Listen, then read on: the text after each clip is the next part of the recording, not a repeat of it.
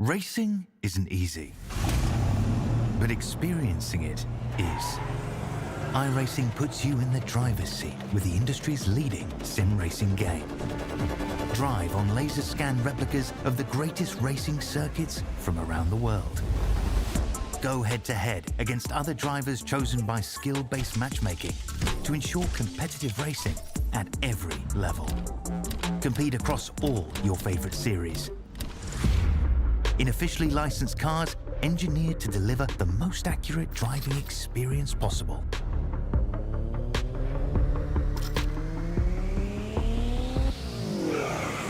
Join a race or host your own with players from across the globe. Race against the computer or in a league with friends. Feel the thrill behind the wheel. Visit iRacing.com.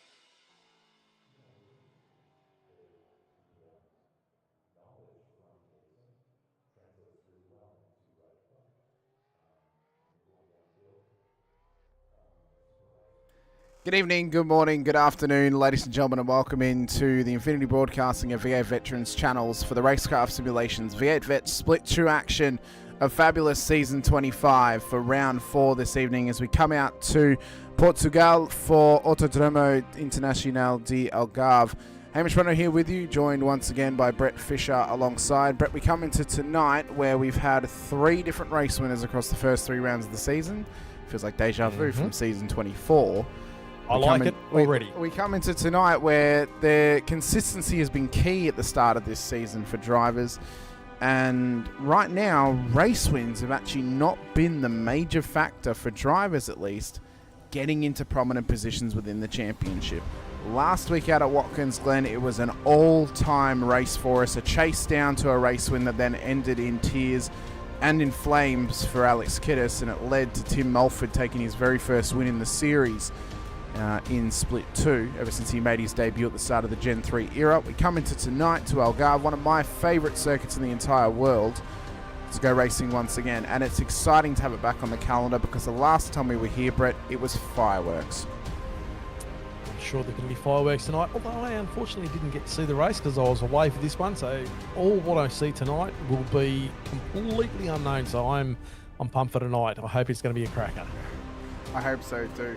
Many apologies as well, we didn't have the B-roll pre-set up. I had a nap pre-broadcast and I'm all over the place at this point, so give us about 2 hours and I should be right. We'll probably be at the checker flag by then though, but who knows. But we come into tonight's race with Matt Scholes leading the way on 520 points, Craig Friend in P2 and Brenton O'Brien in the top 3 of the championship. Alex Kiddis, the man who's had the most poles this season, yet to take a race win, has been the Mr. Consistent. He's P4 at the moment. Simon Heddersheet inside the top 5. Trent Allen, one of our race winners, in P6.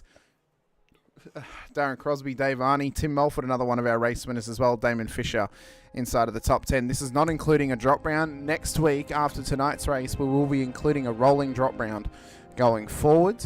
And then by the end of round 7, we will also be including a rolling drop round as well to have 2 towards the end of the season. Of course, by the end of round 9, we'll have our official drop rounds, Brett, and we'll know where everyone officially sits, but those points with the rolling drop rounds will be unofficial for that point of the season. But Scholes, the man who we may have slightly overlooked, has been the man in form this season, and he's been the man to watch. Certainly has. And we'll see what happens tonight too. As I said before, I'm pumped. I can't wait to see what the outcome of tonight will be. It'll be sensational. And I think having a look at those, there's some close points at the top of this ladder at the moment. Oh, yeah. So it's going to be a tight run in this championship. Round 4. Well, you going away tonight. You look at it. You look at it, Brett. The top 10 are separated by a little under 80 points at the moment. The top 15 are separated by a little over 100 points. But that's still relatively close because of the points differential and the fact that some drivers have already missed a round this season as well. When we include drop rounds, or a drop round, it gets a lot closer. Yeah.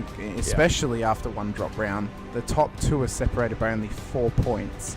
So it's very, very tight at the moment. But we will not be looking at drop rounds until after this race and until next week's broadcast, when we have the points for this week's race as well. Let's have a quick look at this beautiful circuit here in Portugal.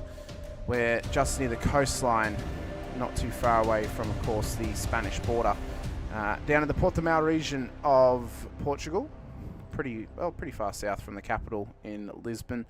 As we traverse our way on through, it's a beautiful part of the world. I hope to go here one day, Brett. It looks absolutely gorgeous in every single piece that I've ever seen. And within the mountains of Portugal, we find Autodromo Internacional e Algarve. Opened back in 2008, it's 4.6 Ks, 2.8 miles in the old language, 15 turns in the clockwise direction. We started out on the main straight before heading down to turn 1 at Primeira. Downhill run into this corner, slightly hard braking zone. It's a medium speed corner, Brett. It can be quite dangerous later in the race with drivers' engines being put under pressure through here. But it's also a corner that you've got to try and think 2 corners ahead, because your major overtaking zone is in 2 corners' time. After turn 2, up towards Lagos at turn 3, where it's a tightening corner. You'll often see drivers running wide and then taking a late apex. Often drivers will try and dive down the inside, but they can't quite carry the speed in and make the corner on the inside. So it's a bit of a I don't want to say disheartening, but it almost puts drivers off a little bit when they try to go for the overtake through here. And I think one of the big things with this track is the elevation changes. They really throw a second deck of cards into the mix. It's almost like a second joker, isn't it? You pull that first joker, and then you pull the second, and it's the elevation changes. And it really doesn't do justice, the elevation changes, this track map. It is a roller coaster ride around here. As you come out of 3, though, it's an uphill run towards turn 4, which continues uphill as you come around. This section, though, this middle straight, was a section of chaos last time we were here. You'll remember Jim Caperonis having a crash through this section, and Todd Duggan being an unfortunate bystander driving through and hitting him and actually going airborne as they came down towards Tor VIP down at turn 5. It is a chaotic part of the track, very easy to lose the rear end. and it's one that drivers need to be cautious of. As we come down to 5, it's similar to turn 3, but because it's a longer run, you can get yourself set up on the inside prior to the braking zone. A really, really good spot for overtakes, probably the best of the whole circuit. Drivers, though, can often run wide. They'll remain side by side and they can interlock and make contact on exit. Then the fast run through turn 6 and then turn 7 and up towards the braking zone at Samsung at turn 8. Another good passing zone, but one in which you're trying to sort of maximize your run out of the corner, because as you come through this roller coaster and get up to the crest and come around the corner, it's straight back downhill again through Craig Jones at turn 9, and then you're straight back up the hill up towards Portimao at turn 10 and 11. Drivers can run wide through here, drivers can lose the rear end. There's a lot of load being put on the car through the top of this hill. Then you run it down the hill through turn 12 and up towards the dangerous turn 13, where drivers will try and go side by side and they'll often make contact as well. This and turn 5, very similar in the terms of you can make contact through the corner. Then you come up through Sagres, through turn 14 and through Galp at turn 15, and it ends out the lap. It's a quick lap. It's a lap in which it challenges drivers. As you said, Brett, you can't see the elevation changes on this track map, and that is a major part of it. The shape of the track is one thing, the elevation changes is another. They're two major factors of this race course, and it's one that really puts a lot of challenges around the race course as well. The third factor is the debris. The amount of gravel that surrounds this circuit, even though it was made in 2008, it's an old school Grand Prix circuit. A lot of gravel surrounds this place. Anyone goes off track, it's going to bring debris back on the road, and that could cause pure chaos later on in the race. Just another thing to throw into the mix, Hamish. Why not? Why not? The cars are going up and down. They're loading and unloading, and they're doing all the things that they shouldn't be doing to try and keep the car on the track. And we're going to throw some debris on. Why not? Let's make it a lot more fun. Why not? I've had questions. Why? Some credit lost for liking this track. It may not be suited to supercars. It's fantastic in a GT car, and it's fantastic in an open wheeler. It is a great circuit. Yeah, I can imagine. Yeah, it would be.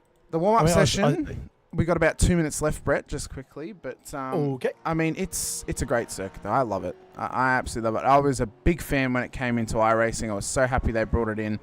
It's a challenging track. It really, really is. I think the thing is too, Hamish, it's a very technical track. And for someone who's really got a good grasp of the track, their opportunities open up, and someone who hasn't, obviously those opportunities close down a bit. So, with the close racing we have had so far this season, like with, the last race, I think it was 32 cars within a second after qualifying or practice or whatever it was, and we know that the trains are just huge trains, nose to tail. So little mistakes are going to provide people with good opportunities to make moves. So let's see what happens, eh?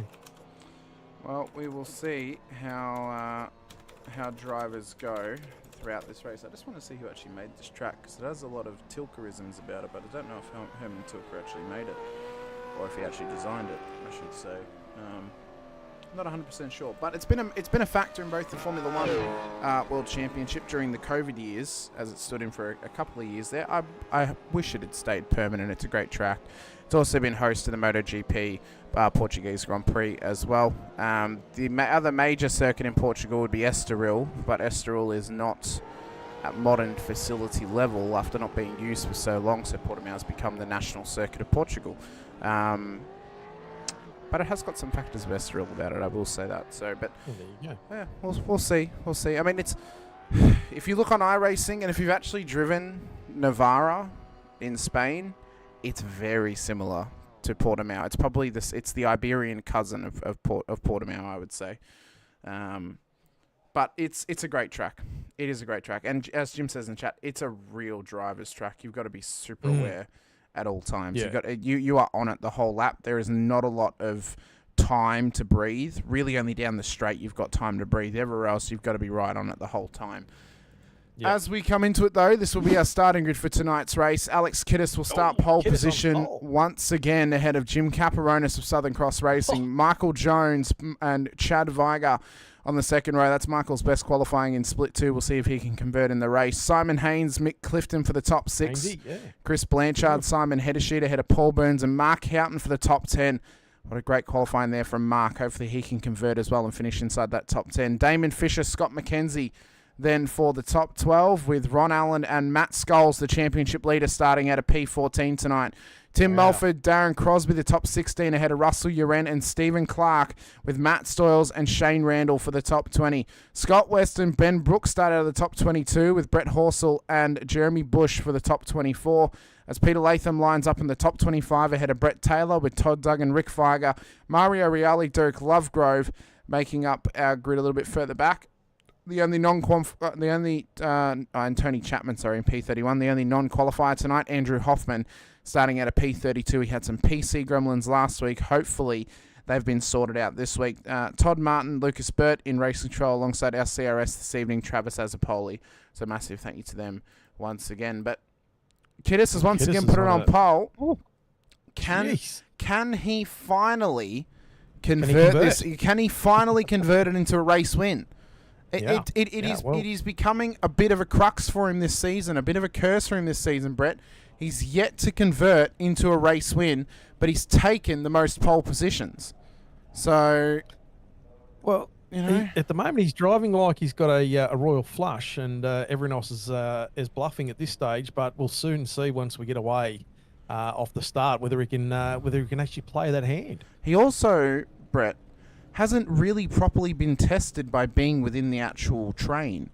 He's been at the front every single week. Last week he was obviously buried with a few laps to go, but he's yet to be challenged within the whole field. If you're going to do it, he's doing it the right way. That's right. Let's Avoid it, the mid pack as much as possible. That's a great strategy to have. I guarantee you ask anyone in that field, and if they could avoid the mid pack, where would they the mid pack or the rear of the grid as well? That sort of rear to middle pack too. So that's fantastic. Well done, Kiddis. Yeah, another pole position for him here this evening. Of course, ineligible now for driver of the day this season. He won it in our first round of the season out at Phillip Island, so he will be hoping. And look at Jim Caperonis qualifying in second on the grid too. That's fantastic for Jim. That's a great effort. Jim's back. Jim's back. Here we go. Lights are going up for the drivers. Revs are rising once again. Old Mate and Sons on pole position as we get underway at Portimao. And it's a solid start from Kiddis, but Caperonis is coming right at him here down towards turn one. Caperonis into the lead already. It was a horrid start from Kiddis. He bogged it up a little bit, and that's given Jim the run this time by to get down towards turn three as drivers are scrambling in the background. There you can see a couple of them running it a little bit wide here as they run through it. A bit of biffing and barging already. And the big benefactors were the drivers who selected the outside line, namely Shane Randall, up 5 spots already inside of the top 15. A good gain early. Well, what a fantastic jump from Jim Caperonis there too. Like, he's just got off the line there beautifully, and he's looks like he's got like about 3 car lengths or 4 car lengths on Kiddis right now. So he would be absolutely wrapped with that start. Let's see if he can hold it together. Of course, Jim, only one-time race winner here in Split 2, took it back at Sebring in round 1 of season 23. He would love to get his second here in Portugal as we run up towards the mid part of the circuit as Ben Brook has gone off the road further back into the sand trap down at Samsung. So the Frog Leap Juice Racing car licking its wounds a little bit, hasn't hit the wall, but that's a lot of time lost for one of the drivers we're focusing on this season as one who could possibly improve. And there's the marbles already being dragged on the track.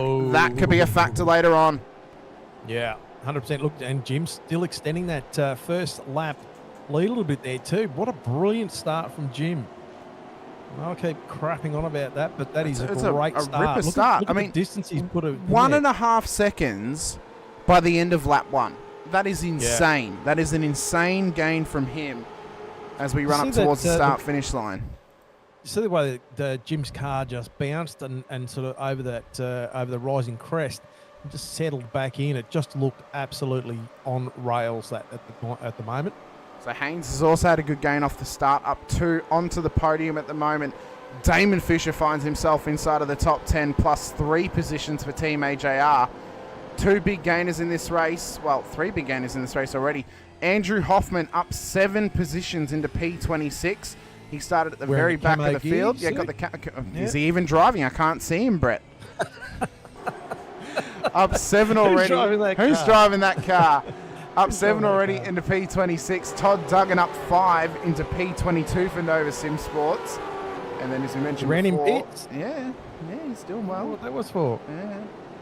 And then Randall up 5 as well into P15, we already mentioned. So your Renault already dropped to the back of the field. So there was an issue, it seems, with that car early on. Got a heap of chats out there with us already as well. You were in there lighting the fire early, Brett. Yeah. Out there too, we had Tim Mulford with us in the chat as well. Jim Caperonis, Wayne Sanderson as well. The 47th are out there with us too. Great to have you out there. Leith McClement over on the Infinity Broadcasting channel as well. They've had to rename it. The 47th have had to run off, I think. They said that. So obviously thank you to them if they watch this back. Thank you to them for watching the start of it with us as well. Leith McClement watching over on the Infinity Broadcasting channel as well. Adrian Zeal's out there with us. And Joe Dyson as well from the US watching with us too. Give you a nice little shout out to to the I2I League that I get to broadcast tomorrow morning. It's going to be a good time, Brett. We're in playoff season. Oh no, we're not. We're in the truck season at the moment. We've just started it. I told you my brain was gone, and I'm forgetting what I'm broadcasting tomorrow morning already. That's all right. You'll be right. You'll be right. Jim has rocketed away, though. Nearly 2 seconds. I know. Nearly 2 seconds. So he is absolutely pickpocketing these other guys at the moment. And they are going to have to play their best hands and see if they can control this bloke, because he's out of control. Well, great to see Simon Haynes up in third spot at the moment. That's a great little run there. Yeah, doing very, very well. The new WKMP Sim Sports driver joined the team this season, and the former WKMP Sim Sports driver, Jim Caperonis, doing very, very well at the lead of this race. Michael Jones, even though he's down 2 at the start of this race, Brett, I'm very impressed from him tonight already. Qualified third, currently in the top 5. I would argue, Brett, if he remains inside the top 10, that's a win. Because he has done an exceptional job tonight to qualify this car at the early call for a DOD. Yeah, quite possibly. I don't know. I don't know if it's an early call. I would say it's a win for him personally. If I was him, I would take that as a massive bonus. What I'll do is I'll put his name down and we'll review where he is at the end. Of the race. Yeah. Actually, you know, I'll put a caveat on that. We'll say no lower than 8th. Right, if he's 8th, because then he's only lost 5. That's not too bad. Yeah. If you lose more than 5, then, you know, what's happened? Where's your qualifying pace gone? So as we come up towards the last couple of corners, we're just into Sankadesh at the moment. Towards the final corner of Galp as well. Jones is putting some pressure here on Viger. Horse, I'll just get past Duggan at there. Back in 22 to 23. Yeah, that's normally that'd normally be the realm that you might be running, Brett. Yeah, it probably is actually. Most definitely is. Well, you're P26 in the championship at the moment, what Brett. Was the qualifying time? What was the qualifying time that Kiddies put out? I don't remember now. Doesn't matter. We'd have to check. We'd have to check post race, I would say, to really find in practice, that out. I couldn't break into the 50. He was in a 49 or a 48. So, It was a 49 or a 40. Yeah, wow. He's done a 49.4 race pace, so I'd say it was a 48. What he did. I definitely would have been mid-pack, I would think, unless I found something astronomical. But yeah, well, some great little battles anyway out here. Chad Viger, Mick Clifton, Blanchard, Damon Fisher. So that is 5th to 8th at the moment. So there's a little battle going on there. Great to see. And then, actually, there's not a really big gap until you get back to Crosby, about 1.3, and then Randall 1.9. Tightens up again for the next few cars. So Bush, Clarkey, Weston, and Stoyles, and Mackenzie. So there's a couple of battle punks going out there, and then back down to Horsell, Latham, Vigor. That'd be Rick and Hoffy just off the tail. That was header sheet, sorry, just running wide down there. Yeah. I've just seen Brett, so he's had a bit of a wide run as they come up towards turn 13. Paul Burns alongside him here. This is tightening. Oh, they've kept it in line, and they've kept going for now. Matt Scholes is on the move. He's up 1. The championship leader wants to get inside the top 10 to try and hold on to the lead of the title. Look at this. Oh, Tim Mulford, one of our race winners this season. Good bit of race room given there. you know, like he had the car in there, so that was great foresight there for Scholes to just actually allow Mulford to sort of sneak up on the inside. There's no point in going wheels to wheel there. Well, we heard from Jim in the chat earlier. He only has 40 minutes. He only watched the first 40 minutes of the race. I have a feeling that Jim's trying to finish this race in 40 minutes so he can watch the whole thing. Yeah, I think that's why he's rocketed ahead so far. Well, it'll be interesting to see how he goes because they Kiddis has pegged him back probably about quarter of a second, half a second nearly. So he's on the charge. Blanchard just over Viger. Yep. Chad. Clifton's also made it past as well, so that's 2 spots now that Chad has lost in the span of a lap, and now he's got Damon Fisher on his heels as we look off of the back of him. As this battle has been heating up early. I know he's big brother, and I don't want to keep boosting on him, but it's a shame he had a rough. Oh, someone's Scholes has gone Matt down. Scholes, I'm trying to catch him. There he is. He's spun round. He is spun round down at turn 5. We'll try and look at that one post-race to see what happened, but I have a feeling that there might have been some contact with somebody, possibly Darren Crosby, because those guys were close together in their battle. Yeah, that'll be interesting to pick up on that. Or maybe Mulford. It might have been Mulford. Might have been Mulford because they were battling hard. What I was saying before is Damon, shame he didn't finish all that well last week because he's been qualifying very, very well. He's been putting himself in the right spot where he needs to have a half-decent championship. Let's see if he can run out this race tonight. I'm still waiting for the announcement, Brett, of the Fisher brothers either creating their own new team or joining a team together. No? No, I like keeping the fight alive. You like keeping the family life separate? Oh, yeah. You know, can't have them too close, you know. No, it's... Yeah, but he's P8. Well, Kiddis is... Go, sorry. I was going to say, you're P8. He's P8. You might have been P18. Isn't that not far enough? Or oh, yeah, that's probably far enough. You want to try and get a bit closer? So Jim's pulled back out to 2 seconds on Kiddis, and back to Haynes is 2 second gap there. So front of this field's starting to spread right out. Back to Jones. He's only about a second off Haynes at the moment. So the closest battle up the front is Blanchard on Clifton with a 0.3 of a second gap there. So the front end of this field starting to spread a little bit. A couple little close battles further down. So Stoyles spread their wings just a little bit at this stage as well, Brett. Yeah. So hopefully this continues on. So Mackenzie, Stoyles and Weston with Clark in there as well. Stoyles would be want to try and get back through, I would think, to try and remedy some of that positions he's lost. So we'll see how desperate he gets there. Scholes, Matty Scholes exiting pits. So Scholes about to come out.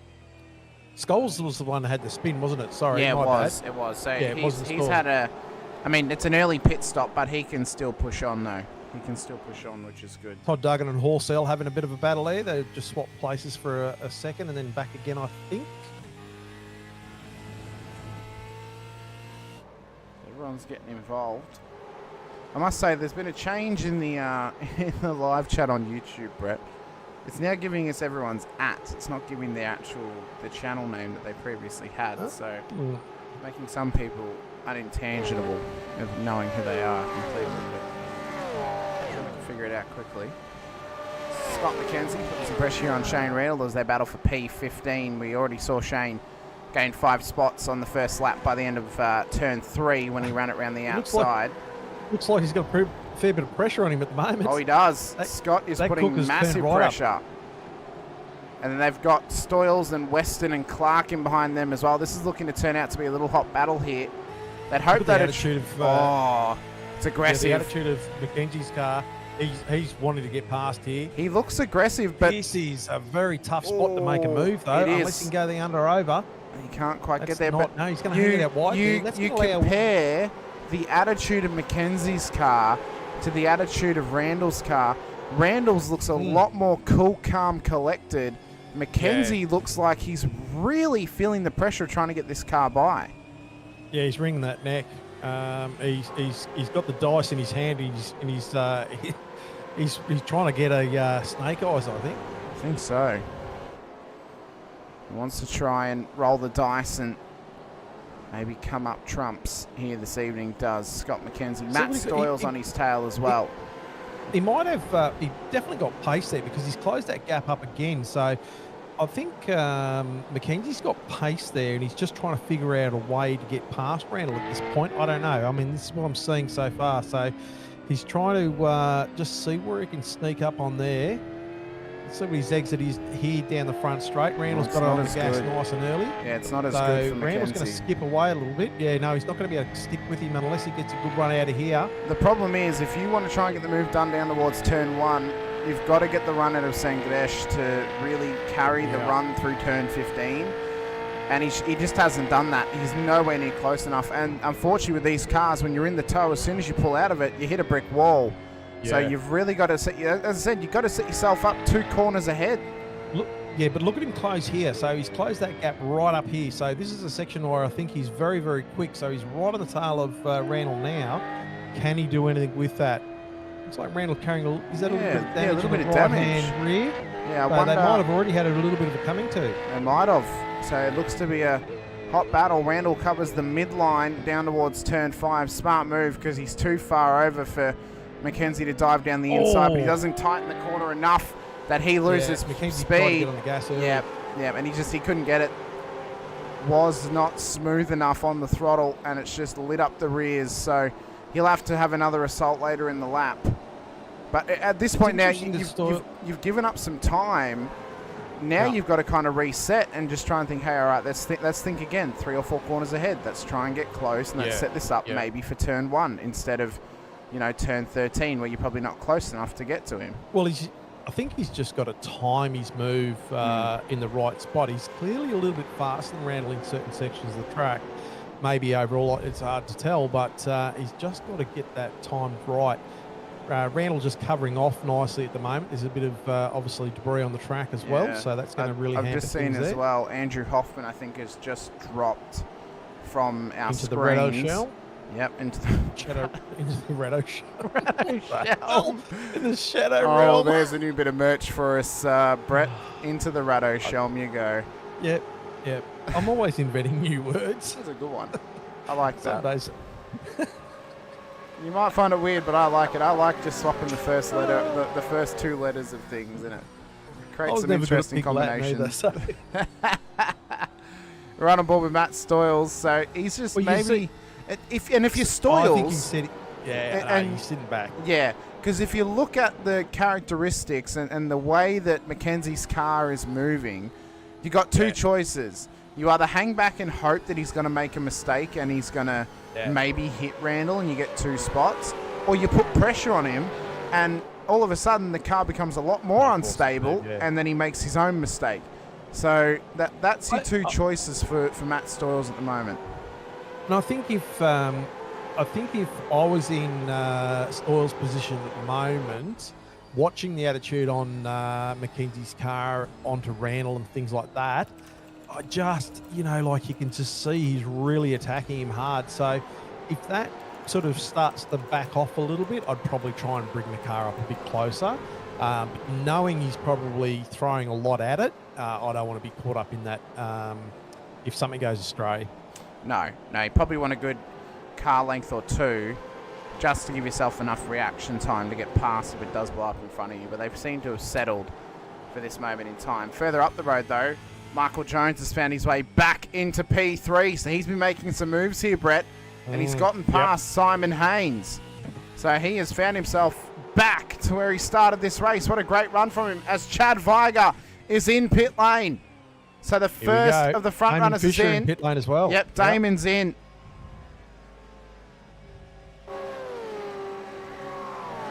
So both cars in. Matt Stoyles is in too. So we'll see here if he's trying to undercut McKenzie and Randall. This could be a smart play from Stoyles. Yeah. Just getting out of that train a little bit. If he feels like he was hanging back a little bit, it's probably not a bad choice to sort of try and get a bit of free air and get yourself a couple of decent time laps. Hang on, heading out on fresh tyres. Stoyles is not stopping. Stoyles has got to drive through. So something's Okay, happened well, earlier there in you the go. race that we've missed, and Stoyles is having to run through pit lane. So that has dropped Okay, him so- right back. So that's taken him out of that battle now for position. It's now promoted his teammate Scott Weston up. Scotty driving a very good season thus far. He's sitting within the top 20 of the championship at the moment. He'd love to try and get himself a top 10.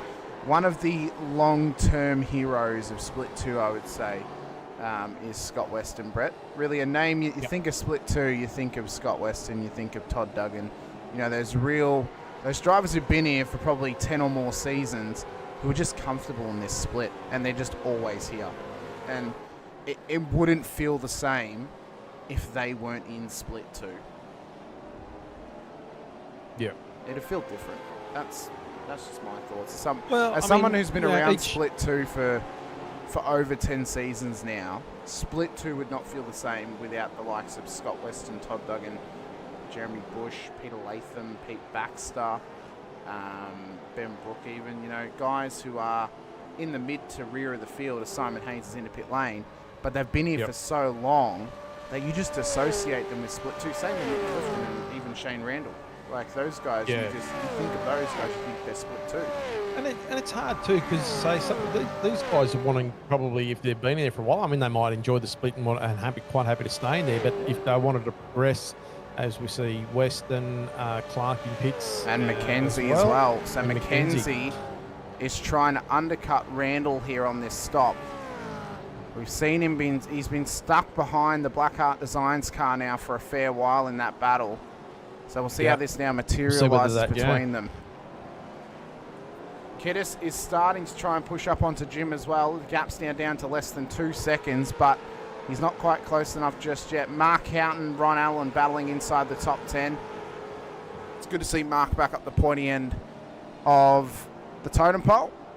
Of course, former championship challenger, multiple time winner as well on 3 races in a single season back in season 14. Probably his biggest and most miraculous win, Brett, was when we were at Road America. He started at the front of the field, ended up a lap down at the end of lap 1, went on to win the race. It was one of the best drives I've ever seen from anyone. And if we had driver of the day at that point, it would have gone to Mr. Houghton. So, yeah, if you want to go hear some horrid early commentary by a certain someone who does this, myself, in a very early part of my broadcasting career, go back and watch that race. We all got to start somewhere. But go back and watch that season 14 race at Road America. It was one of the best drives I've ever seen from Mark Houghton, and if he could ever get close to that this season, it would be spectacular. Absolutely. Just looking at the last lap from Jim Caperonis, he did a 150.4. Alex Kiddis did a 150.5, but Michael Jones did a 150.198. So Jones on a charge. He's about really 4.5 seconds back. So really good pace tonight, does Michael Jones. Honestly, Brett, I'm really impressed with him tonight. And I know we're early on in this race. He's doing well. So Clifton, Burns, Bush and Horsell into pit lane now. We're getting to the end of the pit stop cycle for some drivers now. Of course, it was a very interesting strategy this week. It was 50 litres starting fuel with I want to say a 90% tank capacity, as Stephen Clark and Scott Weston have just had a coming together further back in the field. They've kept rolling though, which is good to see. But this is not going to help them with their strategies, because if you recall, Brett, they came into pit lane around about the same time as Scott McKenzie. They had passed him in pit lane, but now any advantage that would have kept them ahead of him after the pit stop is now null and void. McKenzie took a long one, 35 seconds. Clark and Weston in the mid-20s for their pit stops. So he should easily get past them now after the second stop. That's going to throw things up in the mix there. That lead that Jim Caperonis has got at the moment, still sailing around about that 1.5 to 2 seconds, just now rolling out to 1.8. So, I think Kiddis closes up in certain spots, and then Jim pulls away another. So, Kiddis in pit lane now. So Kiddis in, Caperonis continues on. Jones in as well. Yep, so second and third place into pit lane. Heddersheed's in too. So it's all happening down here in pit road. Crosby's in, following his teammate Ron Allen. There. Bit of a lock-up. Randall's in as well. So we'll see what that strategy pulls in comparison to Scott McKenzie. Remembering that McKenzie took the longest stop out of these Doug guys. and Taylor and Latham in as well. It's all happening down in pit lane.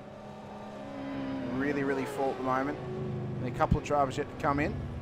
Dirk Lovegrove has kept going. So is Jim Caparonis. So pit lane is full. Drivers getting some fuel put in their cars. And this man right here is in control of the race. He's controlled it ever since lap 1, turn 1. It's been the only lead change of the whole race. And he's looking good. Looking very comfortable out in the front there too. Like, a bit wide. It was a bit of... He ran a bit wide there into the sand. How was the timing on that, eh? I know. Couldn't have said it at a better time. But he's looking the goods at the moment is Jim Caparonis. And if you recall back, the last time he looked this good, he won the race. And that was at Sebring two seasons ago. So could it be an omen? Could it be he's going to get his second race win tonight and give us our 4th different race winner of the season? Definitely. Time will tell. Every podium finisher prior to the pit stops, none of them has taken a win this season out of Caparonis, Kettis and Jones. None of them have been on the top step thus far this season. As Jim comes round, we'll see if he comes in the pit lane. He's coming in now. Heading to pits. Yeah. Let's see what he's got on store for Kittis. So Kittis did a, where is it? Pit stop, a 26.78 second pit stop. He's in. That sounded like Blanchard to me Houghton in. that he was really low on fuel. Oh, he is. He is low. He has literally come in at the very last moment there, Brett. So he has made it just in time. Did it die? He got there. That thing died just as he got to It the died pits? as he got into the pit box. So Right, you here we go. literally could not have peeled more out of the car than what Jim Caparonis did. Running the gauntlet. That's really running the roulette. If he forgot to come in, that was race over. Oh.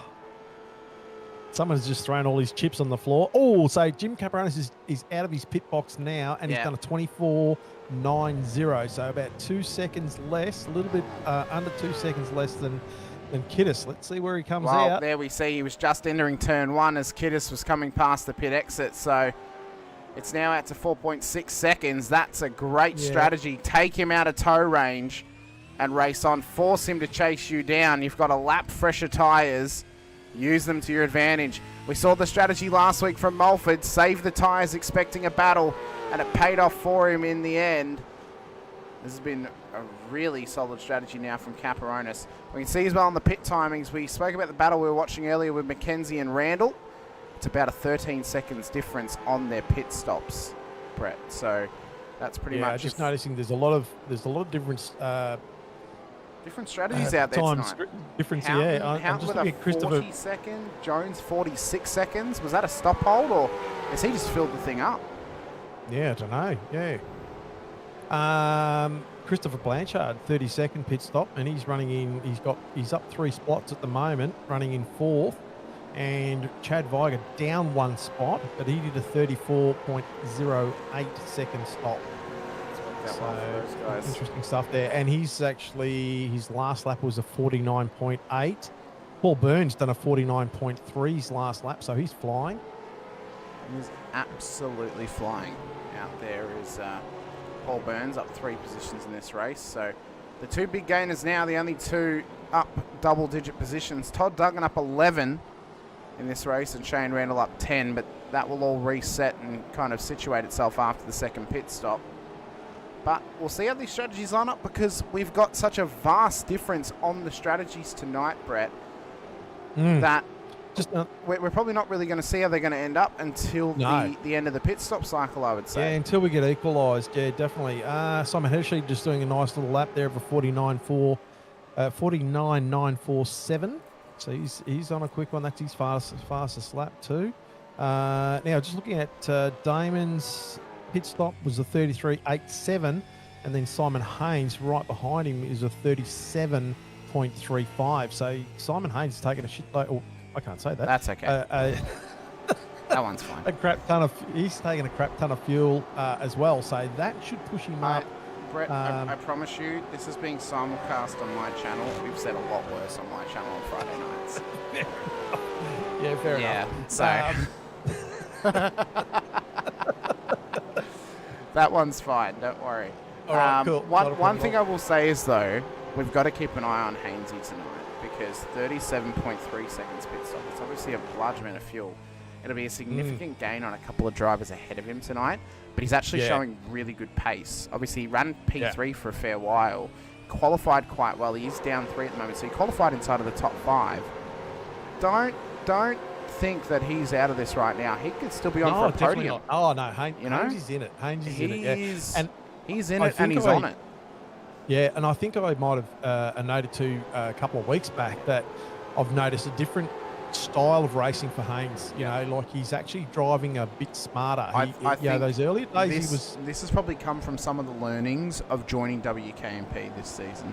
Yeah. And often when you go to a new team, you will learn something wherever you go. Definitely, yeah. It doesn't matter which team it is, you will always learn something. Whether that's going to help you driving, whether it's going to help you driving more, or it's going to help you driving a little bit less, or it's going to help you as a person, you will always learn something at a new team you go to. Because it's a new dynamic and it's a new set of people that you're surrounding yourself with. Yeah. Now, I see a few people out there setting their fastest laps out there as well. So Tim Mulford, Shane Randall, and I think there was fastest lap of the race, 1:48.62. He gained 1.1 seconds on that last lap. It's unbelievable. It's unreal. Chad Viger in the chat, really like how the tank being at 90% opens the strategy across the field. I agree, Chad. I love that we are testing the waters on different fuel levels in terms of tank capacity, changing it up in terms of tyre strategy. Next week at Belle Isle, drivers have only got one tyre change available, so they've got to make their tyres last. We saw it last season out at Barber, so it's going to be a very similar scenario, but Belle Isle is probably going to be a little bit more chaotic than what Barber was. But I really like, and we're running, I think it's 95% fuel, so I'm really liking that we are testing the waters on adjusting the setups and the session setups this season to run different limitations on the cars to open up strategy, because realistically these cars, we can get great battles happening, Brett, but where the true battle is in these cars and in this league is strategy. That is the massive thing that is going to take vets to the next levels. Being able to introduce strategy as a major factor of your race and cracking the code on that strategy is going to be important. Will it favour teams with spotters? Quite possibly, but drivers and teams can prepare across the week, figure out their strategy to try and counteract a spotter being in the team and being able to do maths on hand. So with a bit of pre-preparation across the week, you can counteract that and obviously come up with a good strategy yourself. But it's going to open the doors to so many different racing styles now. It's going to open the doors to different possibilities in racing as well. I love a strategy-based race. That's why I like endurance racing so much, because strategy-based racing is still great. Even though you're watching stats battle away, you're not watching cars battle away, it's still exciting. Oh, it just throws a different dynamic into the race as well, doesn't it? You know, but like Jim Caparonis at the moment, how slick is he? I actually had to check my wallet because I thought he'd nicked my chips.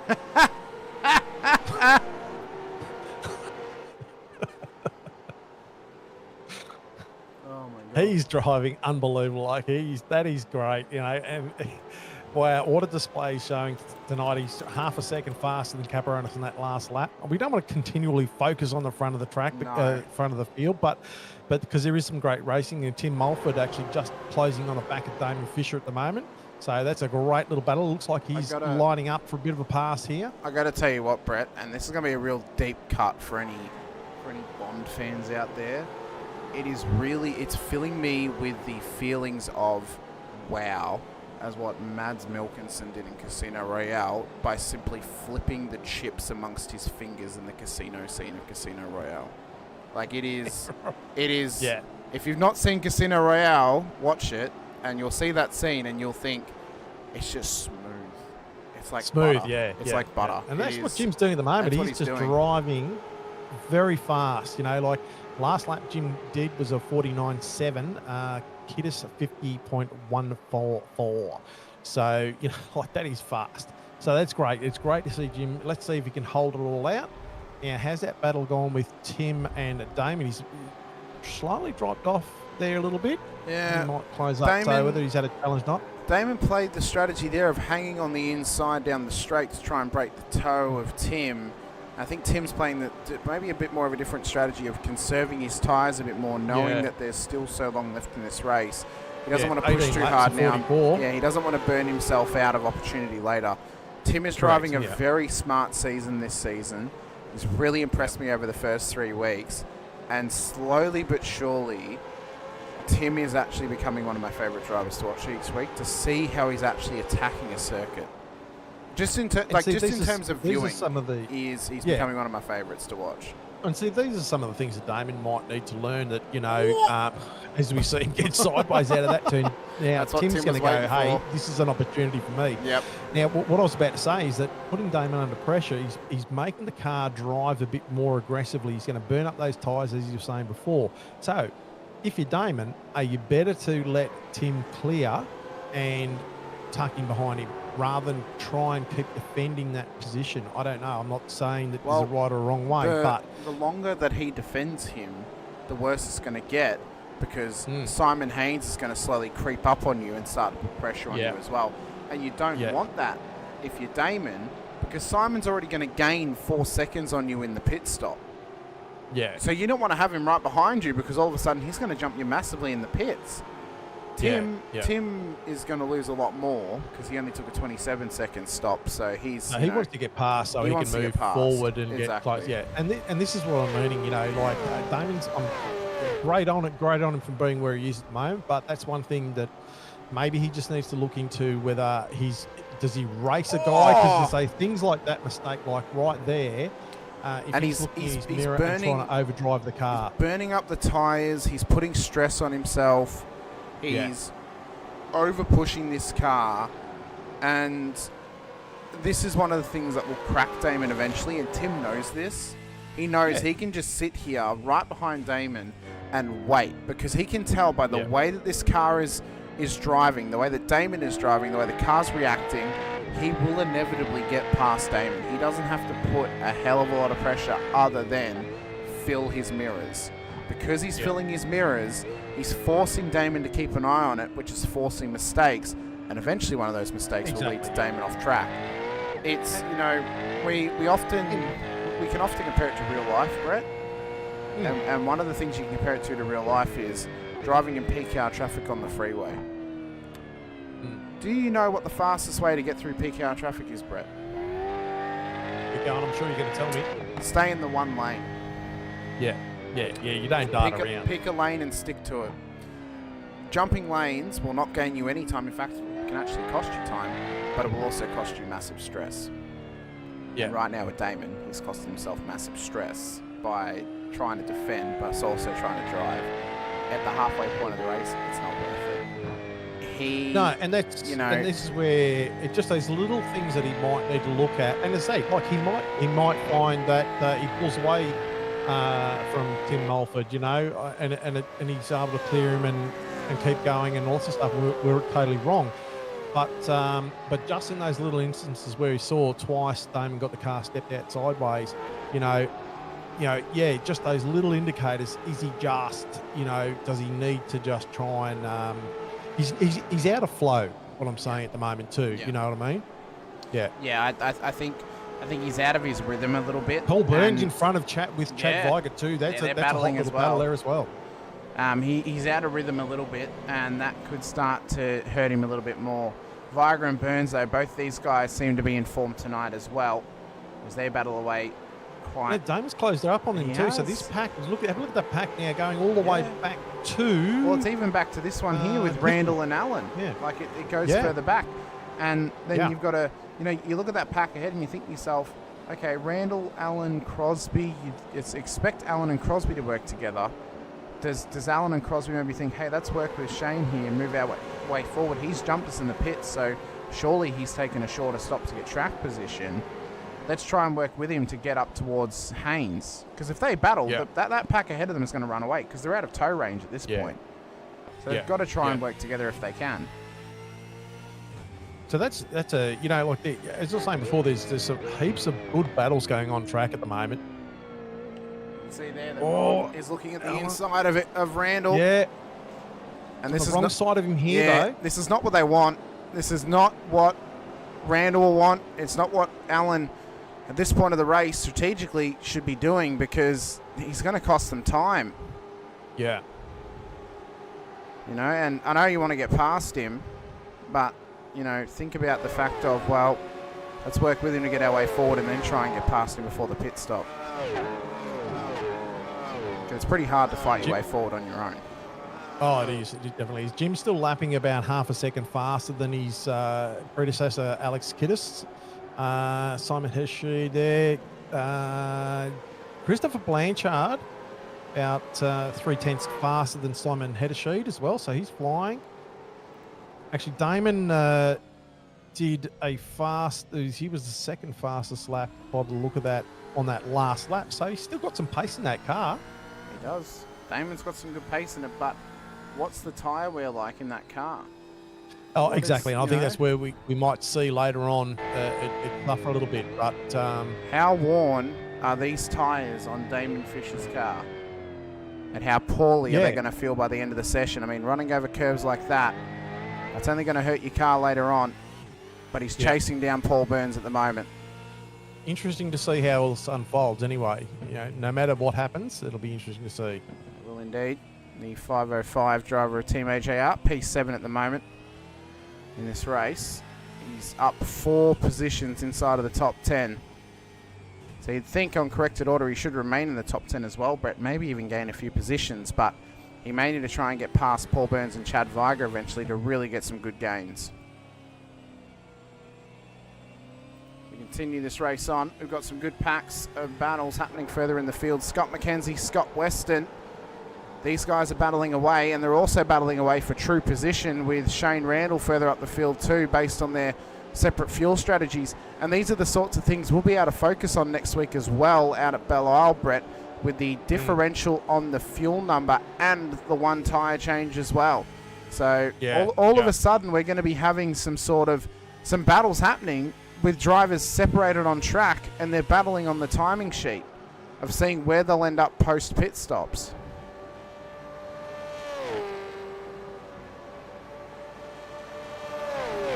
Also got as well Ben Brook, who was in the wars earlier tonight. Lap 1 ended up off track. He's battling here with Matt Stoyles, who's down the order, with thanks to a black flag earlier on as well. Pete Latham, Brett Taylor, those guys battling away too. It's good to see Pete back in Split 2, Brett. It really is. Yeah, and looks like he's having a reasonable run there tonight. He's up 6 spots in 19th spot at the moment. So keep going forward, Pete. Great to see. Brett behind him. Matt Mario Reale as well. Former race winner out at Montreal a few seasons ago. Feels like a lifetime ago it happened, but it'd be good to see Mario back in the winning ways. Just not quite getting the amount of seat time that he was at the height of his powers in Split 2 a year or so ago, but it'd be good to see him back up the front end of town. It's a different world though, and it's a different game. Mulford's climbing back up onto the back of Damon Fisher as well. He has indeed. He's right on him, and Haynes is closing in too. So remember that battling we mentioned between Randall and Allen? That's dropped them out now to over 3.5 seconds off of Simon Haynes. When we mentioned it, it was only just over a second. So that battling has cost them time massively. And it's cost them an opportunity to get onto this battle. Sometimes I don't know, correct me if I'm wrong, let's hear from the chat and all sorts of stuff. Sometimes are you better knowing the fact is that, you're going to lose time in a battle? Are you better just to tuck in with the guy in front, just to sort of keep that contact? I don't know. I think at this stage, unless they're slowing you down, I think you are better off just tucking in.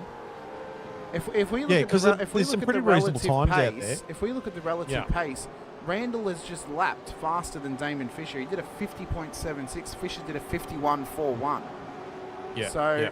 Relatively speaking, Shane's pace is actually faster than the lead car in the next battle pack ahead. So you'd think if you're Ron Allen, let's tuck him behind and let's chase them down. But the more battling you do, obviously, the slower the lap times. And that's what I question, like with someone like Tim, like obviously he feels like he's got a little bit more pace than Damon. Let's get past him. I want to move on. But knowing that, those times are fairly close, Mulford's last lap was a 50.83, and Damon's has been fairly consistently quick, but when they start to battle, it drops off, obviously. So, yeah, what I'm trying to say is that is he better just to hang back, not too much. I mean, if there's an opportunity strikes, take it, but just to help you keep that gap in the guys in front. I don't know. That's a question for races, isn't it? What is happening right now is this is actually playing into Simon Haynes' hands a little bit here. Correct, yeah. I've just done some quick maths, Brett. After the second pit stop, he should be P3 or P4. Right, So if I bring up the pit times for people on screen, you can see them on the tower. Not that one. This one here, not pit lane time, pit time. So, if we look at this here, Haynes has done a 37.3. P3 in Simon Hedersheed has done a 22.8. He's done a 22.8. The gap between them is 8.8 seconds. So Haynes is always going to jump Hedersheed. Blanchard is 7.9 seconds away. So with a slightly faster travel time, he can still jump Blanchard. He's always going to jump Viger because he's 3 seconds faster than him in the next stop. He's within 3 seconds of him. He's always going to jump Burns. He's always going to jump Fisher, and he's always going to jump Mulford. He will know this, and he'll be happy to sit here. Skulls is in. Yeah, well, and that's right. That's what I was just about to say.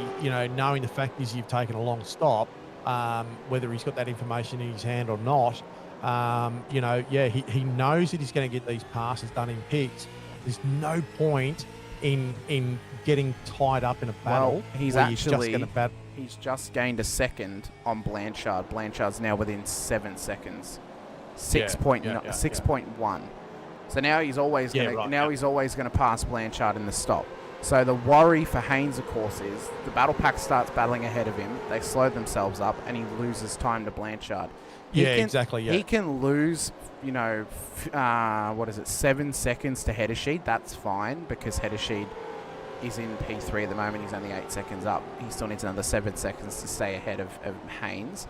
He can't give up a second and a half to Blanchard because if he does, he'll be in P4 post pit stops. So he needs to hope that these guys continue to run strong. As Mulford's going for it on Fisher. Yeah, here we go. That's going to hang him out. Now, whether he forces the issue or not, let's see what happens here. He's on the inside, and he's going to get that job done. What a great move from Tim Mulford. So the big differential there is Fisher pitted on lap 9, Mulford on lap 13. So those old tyres of Fisher, who was pushing hard earlier on to stay ahead of Mulford, has started to bite him now. He wants it on the inside, but he doesn't quite have the grip and possibly the confidence in the tyre to go for the move.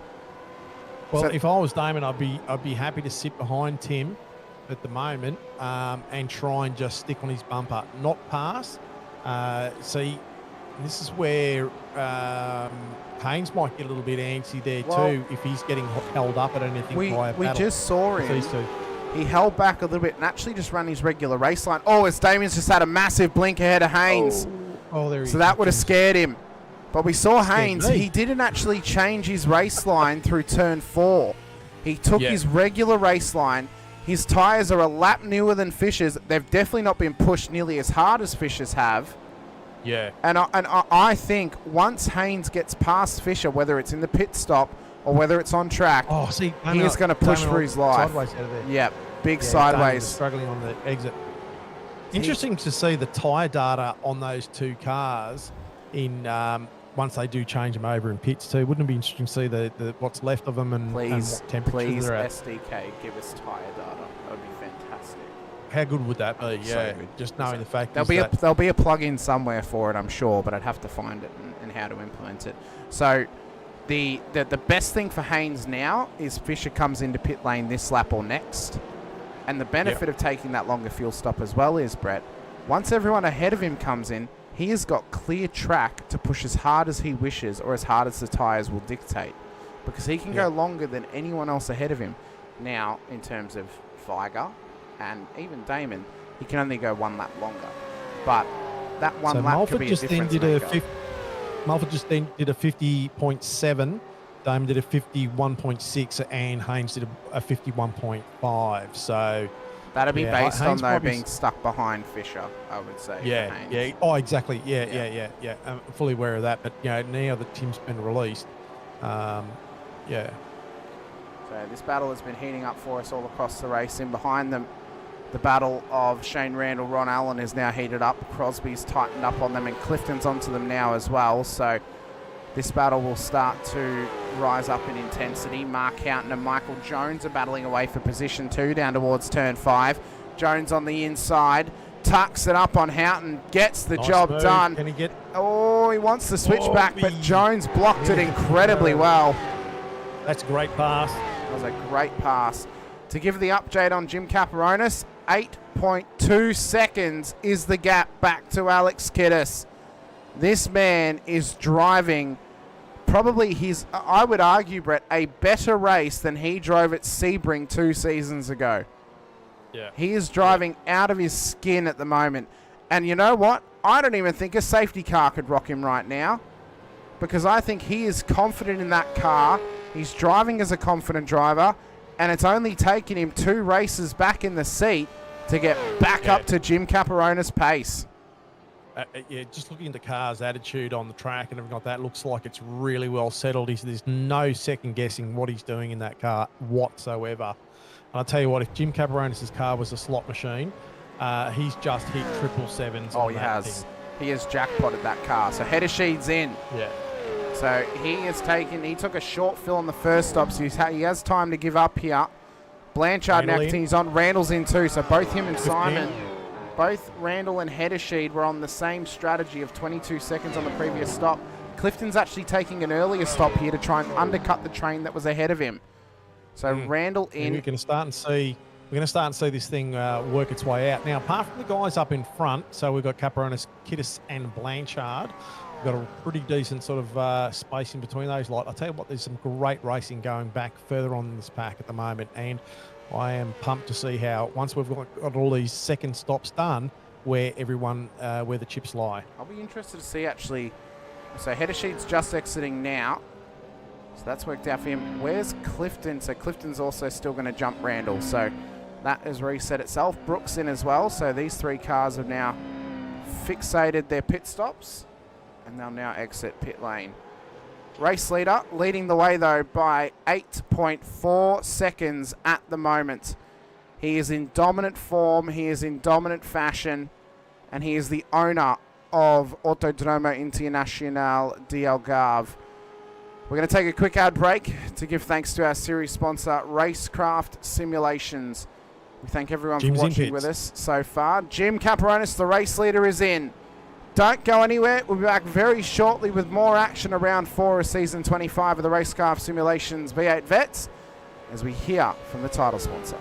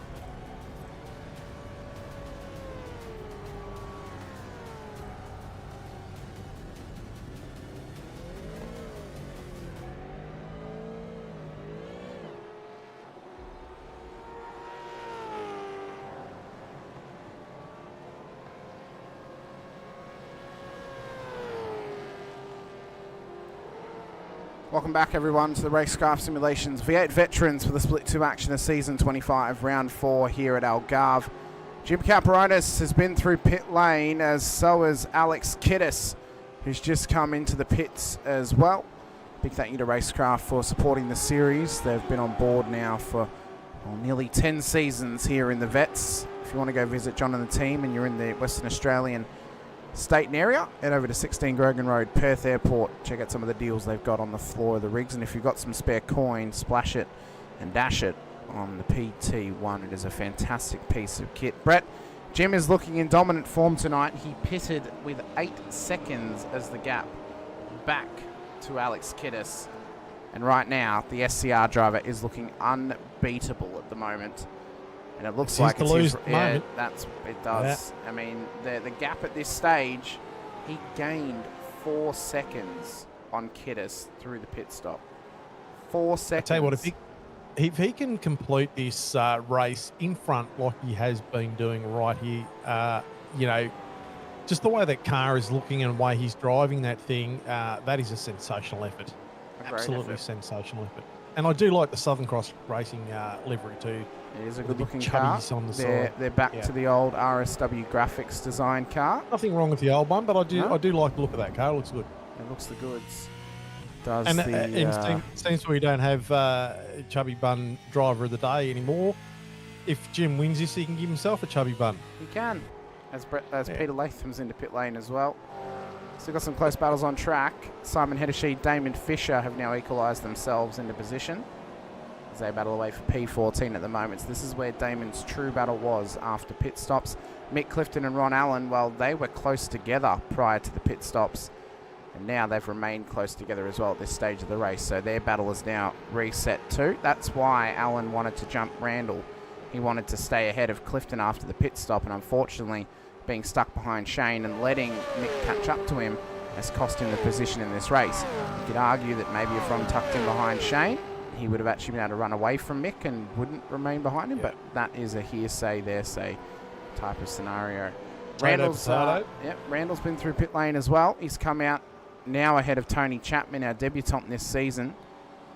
Tony's struggling a little bit, and his pace at this stage, unfortunately for him, probably looking more like he'd be suited maybe in split 3, Brett, possibly, but time will tell how he goes throughout the season. Maybe he just hasn't really suited the first 2 tracks he's run this season. Yeah, well, I mean, look, as you say, time will tell. It'll work its way out, and he'll find his place where, you know, he's comfortable. I'm sure he will get to the point of where he wishes to be as well. Sly Kiwi, you just seen that, didn't you? Yeah. He reckons he's got a chubby right now. I'm sure he has. Zippy saying that Hainesy's gained a heap after pit stops. He has. We mentioned it, that he was always going to be P3 because of the gap. That was him and Heddersheed. The asterisk was on Chris Blanchard, who now leads the race, but that gap's out to 44 seconds. So he's predicted with a 45-second loss in pit lane to actually be right behind Simon Haynes after the pit stop. Taylor, Mick, Houghton in pits. Yep. So Houghton and Taylor in. So Jim's now back up into P4. Mackenzie's just doing the fast lap of his race so far, 50.3. So and Chad Viger this is now the point that we can watch as well with Mackenzie too, Brett. If you recall, in the first stop, he came in just behind Shane Randall. And then you'll remember after that pit stop, he caught back up to Scott Weston and I think it was Stephen Clark. Clark's out of the race now, but Weston's still in. Randall's jumped Weston in the stop. Is he going to jump Mackenzie as well and remain ahead of him after the 2 pit stop cycles? Right now on the projected, it's saying that Mackenzie's going to come out roughly 2 tenths behind Randall. So he's got to try and make a move here to try and fight his way forward and maybe exit pit lane ahead of Shane to be inside of the top 15. That's the battle on hand for Scott Mackenzie in pit lane. And that's the battle on hand that we so love to sink our teeth into when it comes down to... Fisher and Heddersheed just swapping places there for a second too. So there's a battle going on there. There is. So not only do we love the on-track battles, the strategy battles are so tasty as well. And seeing 2 different strategies come together, of 2 different drivers coming together, Good example of that, this one right here, Fisher and Hedersheed. They took the two opposite ends of the spectrum in terms of strategy. Hedersheed took the track position strategy. Fisher took the long fuel stop strategy in the first stint. And they've both look come behind together. Damon as well, Mulford. Yep, Mulford. So he's So actually they're having a ended up great worse. little battle. Yeah. And they got Mulford got past Damon, and He didn't get his needed 3 seconds. He needed 3 seconds to stay ahead.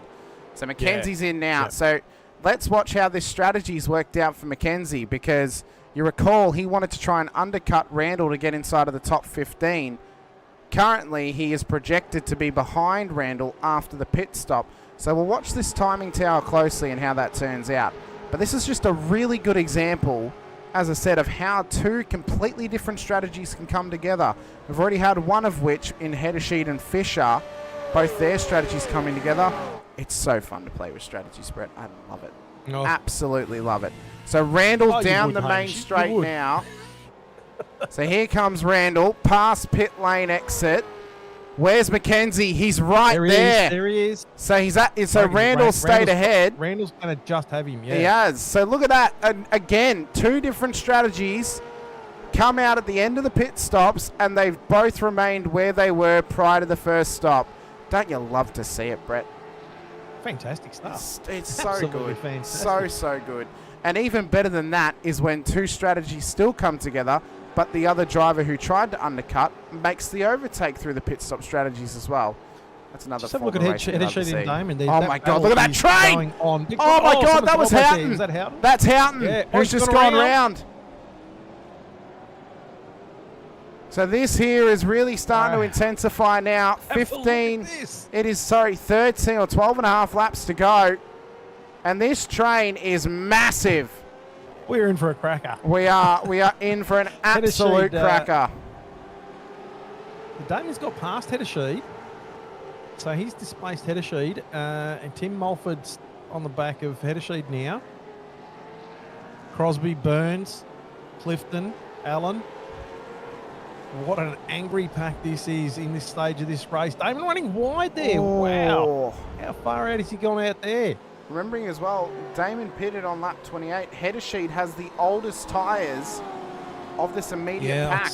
Clifton's on the same tyre strategy as him, so that will hurt him eventually. 12 to go. So Mulford really needs to try and displace Hedersheed. You know, otherwise he might find that he's going to be held up by him. Wonder if he attacks as hard as he did with Damon. Oh, I wonder. If he sees the opportunity. Well, he knows there's only 12 laps to go. Now it's now or never. Yeah. He can't back out. We're in the do or die period, aren't we, really? I mean, it seems that he's getting ready to go for it here, Brett. It really does. Yeah. Was that Damon sideways out of that corner there? Oh, it looked like it. It looks like it. Geez, keep that car under control there, Damon. Because you're just going to burn those tyres up. Oh, here comes Clifton on Burns. Up the inside. That's a great move from Mick. Move. Can they hold on to it? No, oh, they're banging doors. He's tucked him into the door. They're banging doors. That slowed Clifton down a bit. Burns is trying to get this car back past him, but Clifton's hung it round the outside. But Burns has come back through. Here comes Ron Allen. He wants the inside move now. What a battle. And it's all for P11 on the road. What a fantastic battle this is. It is. Oh, look at that. Clifton forcing Allen right to the inside. Allen knew he had to back out of it. He was never going to make the corner running it that tight. Smart move. Great racing. Fantastic stuff. Fisher continues to battle away at the front of this field. He's wrestling his own car as Hedersheed withstands the pressure from Mulford. Crosby in behind. You have a feeling, though, Brett, the way they're battling is tonight the night that we finally see a safety car this season. Because you feel that the pressure's been building in the first three rounds, and it's getting more and more intense. Lap of the race. What a lap, though, from Blanchard. 1:49.27. Now that interval, so Jones still hasn't pitted. He's still got to do another pits out in front of the mark. 14 seconds. He took the longest stop of anyone. 46.16 seconds, which, if I do the very quick maths, incorrected. Jim Caperonis is about 10 seconds in front of Kiddis at the moment. Then Simon Haynes in third spot, 7 seconds behind Kiddis. So Jones is playing the bold strategy, Brett, of, I think, only taking one tyre set this race.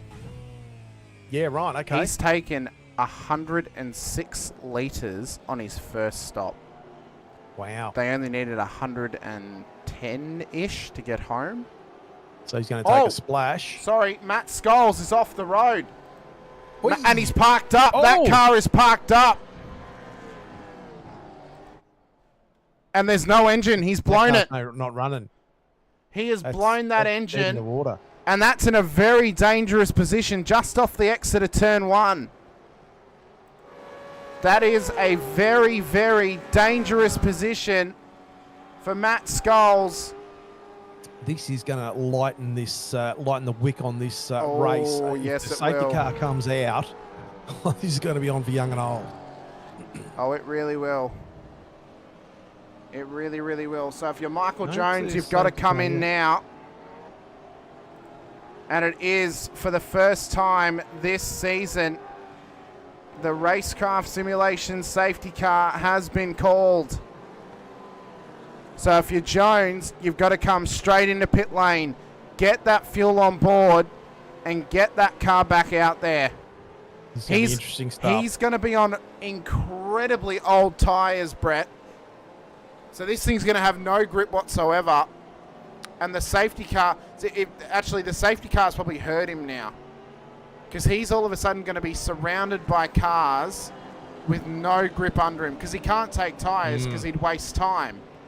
If he had left himself 20 litres of fuel, or 23 litres of fuel to be exact, he would have. He could have taken tyres. And he's probably just shot himself in the foot just a little bit. I was just looking at the timing tower before. Simon Haynes' previous lap was a 1:49 something. So he was on a bloody slider going into that second last previous lap. So he's flying. So once the safety car clears, it'll be interesting to see what happens between Kiddis, Caperonis and Haynes. So and the rest of the field any viewers or drivers from last season in Split 3 who may be watching can correct me on this. I welcome it. I think this is actually the first time that race controller Travis Azapoli has called a safety car in at least a season and 3 rounds. Because I don't believe he called one last season in Split 3. So this might be the first time that he's called one at least in season 23. That's a pretty big factor for Travis to have to call it, because that car's in a dangerous spot. Very dangerous spot. I mean, it's just off the exit of turn 1, fast-paced corner. Where's Matty? There he is there. Oh, not many laps to go either, so this is going to be a sprint to the... it's going to get hectic. It will. Tony Chapman's just gone off. I mean, Jim could go past him. It wouldn't really matter if he's gone off. There's the safety car, so Chapman will come back past. And Jim will get picked up by the pace car. Chapman's allowed to. He's a lap down. So Caperonis picked up. This now brings Kiddis back into it. But based on the pace we've seen from Jim, I don't think he'll be all too scared of having Alex right behind him again, because Jim has been on absolute fire tonight. Big credit to Alex. He's driven a great race, but Jim's been in a league of his own. It's very similar to Trent Allen at Bathurst only 2 rounds ago. I think for Kiddis, he's got to worry about Haynes. Is going to be the worry. Yeah, Haynes is going to be worried because he was on pace. Yep, Haynes is looking fantastic tonight. He is looking really, really good. Jones, the outcome, through that strategy, by the way, P5 now on the race. And actually, he took a 9.67 second stop. He could still take tyres. He might have still taken tyres. Well, I mean, looked really seriously. He should have. I mean, it was for free. Had to have taken tyres. And it was for free anyway, so you might as well. Yeah. Otherwise, you're going to be trying to race on a set of sponges, and that's just no good for anybody. Yeah. Okay. So they think they had one early in Split 3 last season out at Road Atlanta, possibly in Split 3. So. Oh, there you go. Yep. Well, okay. Well, at least that was round 2, so over a season since there's been a safety car called from Travis. But it's good to see it out there. You know, I know. So that, what's I know going to that- happen? What would the? So go. I was going to say. No, it's no, good, no, it's no, good no, to I was see it just has gonna- been called though. That's what I mean. Yeah. Because it was in a dangerous. Oh, for spot. sure, for sure. Yes, definitely was. So what I'm saying is, we've got lap 36 of 44 laps. Jim Caperonis has been dominating all night, undoubtedly the fastest guy on the track. Alex Kiddis sitting behind him at the moment. Haynes, Chad Viger, Jones, we assume that has got some fresh tyres. Yeah. Blanchard's been quick. Damon's been quick, although a little bit loose here and there, but he's still in 7th, so kudos to him. Hedersheet, a little bit of older tyres, as you were saying before. Mulford's still behind Hedersheet, and then we've got Crosby rounding out the top 10, and there's plenty of other battles going on down the field as well. But this is going to be absolute. Do not take your eyes off the screen. I tell you what, because this is going to be a ripper. This is going to be awesome to watch. We've got to think about as well who we could nominate tonight as well for driver of the day with only so many laps to go. Right now, my front runners are Haynes and Jones, and I think we could even give a little nod to Damon. I think he's driven very well. Yeah, I was going to say I was hoping you were going to put him up there because I think he's done really, really well. And then I think as well we could even give a slight nod to. I'm trying to look throughout the field. Who's kind of done well to get back to where they reasonably should be.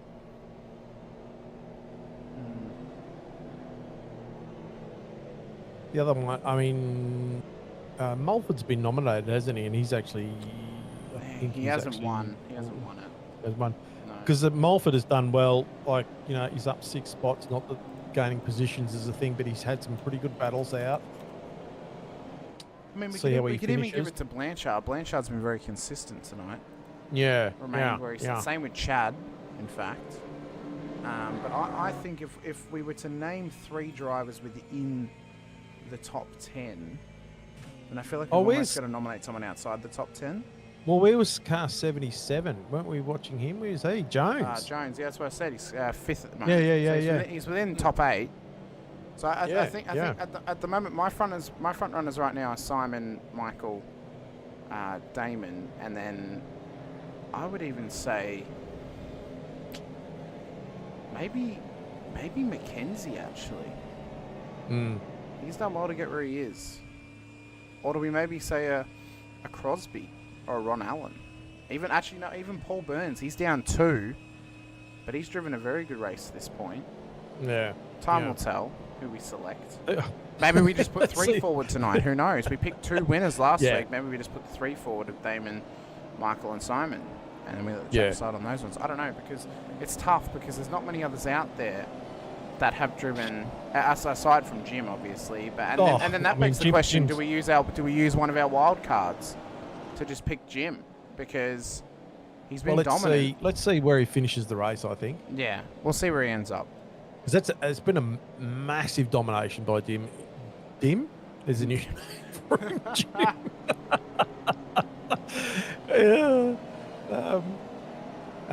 Jim has dominated incredibly well since the start of this race, so there's nothing taking away from him. But, ex-Split 1 driver, been away from the seat, so that's fantastic to put him back up there. Jim's got control of the field at the moment. But it's not totally unexpected. That doesn't take anything away from Jim, but, yeah. Well, we could maybe hold on to our wild card for a future round. Who knows? We've already used one of them. We used it for Trent Allen at Bathurst. We've got wets coming up. Well, the wet race is exempt to the wild card. That's a wild card race in its own right. But here we go. Kiddis closing the gap. Let's see when Jim's going to go. Jim's gone. He is gone now. So he went early. Pace car had literally just entered pit lane. And Caperonis has restarted the race. What a great spot to get this thing restarted. That was a fantastic move.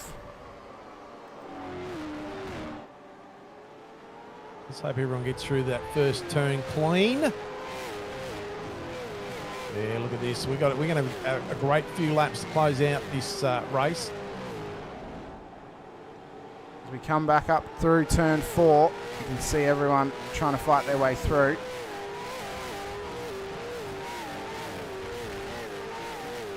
What a great race this has been, though. Oh, it's been a sensational race. I'm spewing I missed it. But anyway, these things happen. Be back next week. Houghton just getting start. past. Pulled about 0.6 of a second already on Kiddis. He has indeed. Houghton's just gotten past his teammate Mick Clifton, so he's on the rise back up the road again. Cars battling away, though, in amongst this field. Heddersheed has got pressure from Mulford, but Caperonis has rocketed away to 0.6 of a second already. Kiddis will hope to go with him. He's got 1 lap fresher tyres, so it's not going to make too much difference in terms of the tyre degradation. Same with Haynes, he put it on lap 28 as well. Viger on 27. Jones would have the freshest of them all. He's doing very, very well for himself. Here's Michael Jones in the 077 car. Probably his best drive of his career in Split 2 to this point, I'd say. Brett, he's been in now for a little over a season, and this has probably been his best race. I'd argue as well, this is one of Haynes' best races. This is when Simon Haynes came into Split 2 a few seasons ago, and John Van Ray was talking him up to keep an eye on him. This is the Haynes I expected. Yeah. And it's good to see he has finally flowered into what I expected. He's blossomed, is the word I was thinking of there, Brett. He's finally blossomed into the flowered. He's a baker, don't you know?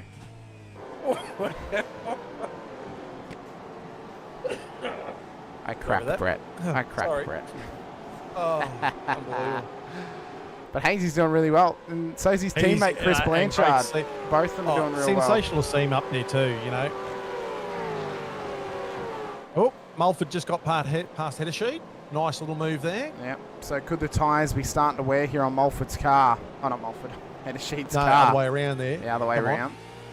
I got that right. I should know better. I should know better. That's stuff I normally say. I told you I had a nap pre-race. It's fried my brain a little bit. Rick Viger got past Lovegrove as well. They're side by side by the look of it. There's not much time in there. They're battling away. Rick could get held out to dry here. Here comes Uren on the inside. Oh, he just doored him out the way. He's like, I'm coming through. So Russell Uren sneaks on by. Oh, Heddersheed's run wide. Heddersheed has run wide at the top of the hill. That's going to drop him bulk spots as they run round turn 12. He's got Paul Burns on his outside. Up towards turn 13 they come. Heddersheed still on the inside there. Burns, they make contact. Oh, big contact there. Multiple drivers having to take evasive action. Oh, and he's been turned. He got dumped by Paul Burns. Yeah, wow. Interesting to see the and penalty sheet on that one. Oh, well, that there is now promoted Scott Weston and Todd Duggan to fight for a top 15 spot. If Duggan gets this top 15, could he be the 4th name we put forward? He's up in the double digits right now, and he's racing hard for a top 15 finish. 3 drivers just posted their fastest lap of the race, and Damon Fisher's got past Blanchard into 6th spot too, so that's another great move there. Here comes Duggan on Weston inside of turn 3. Duggan gets through. Yeah, and he's going to. What a run from Todd. What a run. Top 15 now for Todd. I think that kind of seals it for us, Brett, if he finishes where he is to go into the pot for nominations. I mean, that's a stellar drive from Todd 12, Duggan. Yeah. 12, up 12. Mark Houghton just getting past Weston. Yep, so Weston's dropping a bit here. Dropping just a tad as they battle away. But Caperonis now out to over a second over Alex Kiddis. The challenge didn't come from Haynes like I thought it would. You know, Haynes is still in contact with Kiddis, about 0.7, 0.8 off the back of Kiddis, but I thought I might have seen him a little bit closer there, but obviously Kiddis doing well to hold Haynes out at this stage. So Blanchard and Mulford continue to battle away. The interesting little stat for you here, Brett. Anyone in the top 7 could win tonight, and we'd still have a 4th different winner this season. Yeah. It's only until we get back to Tim Mulford. Yep. Until we get to our next race winner this season, and the only race winner this season in the field tonight. Bretton O'Brien, who won on the road at Phillip Island, Steve Brumley, who won it on the timesheets, and Trent Allen not here this evening.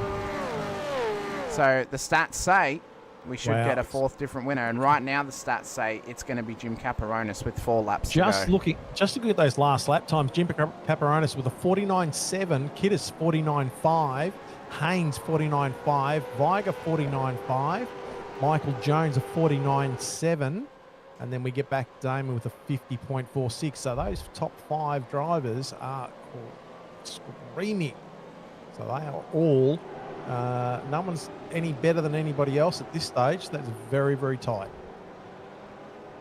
Oh, we've had confirmation who one of our chatters is. It's Ron Allen. YouTube's changed their systems, Ron. It gives everyone their channel handle now instead of their actual name. I think you can reset it in your settings. I'm not sure how.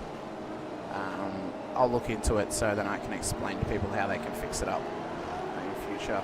Doing well there, Ron. Top 10 at the moment, up 3. Darren's up 7. Mulford up 7 as well. So both those guys have rocketed their way into the 10. Fisher's up 5 into the 10 too.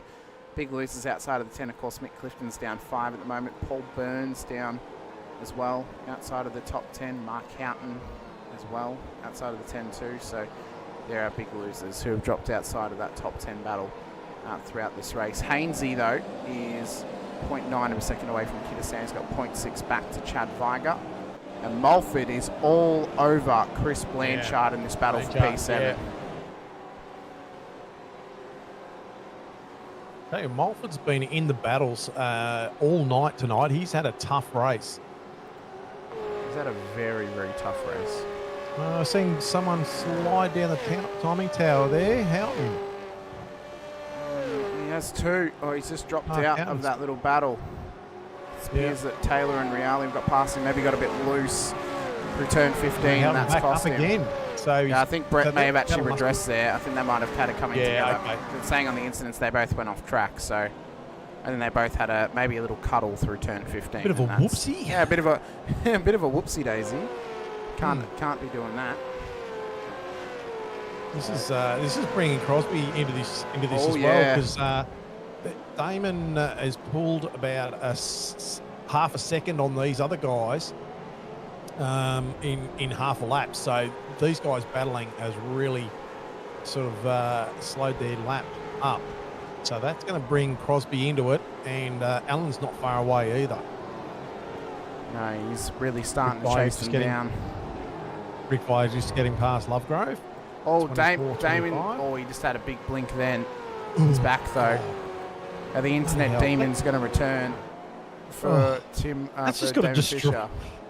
That's just got to destroy you, doesn't it? Oh yeah.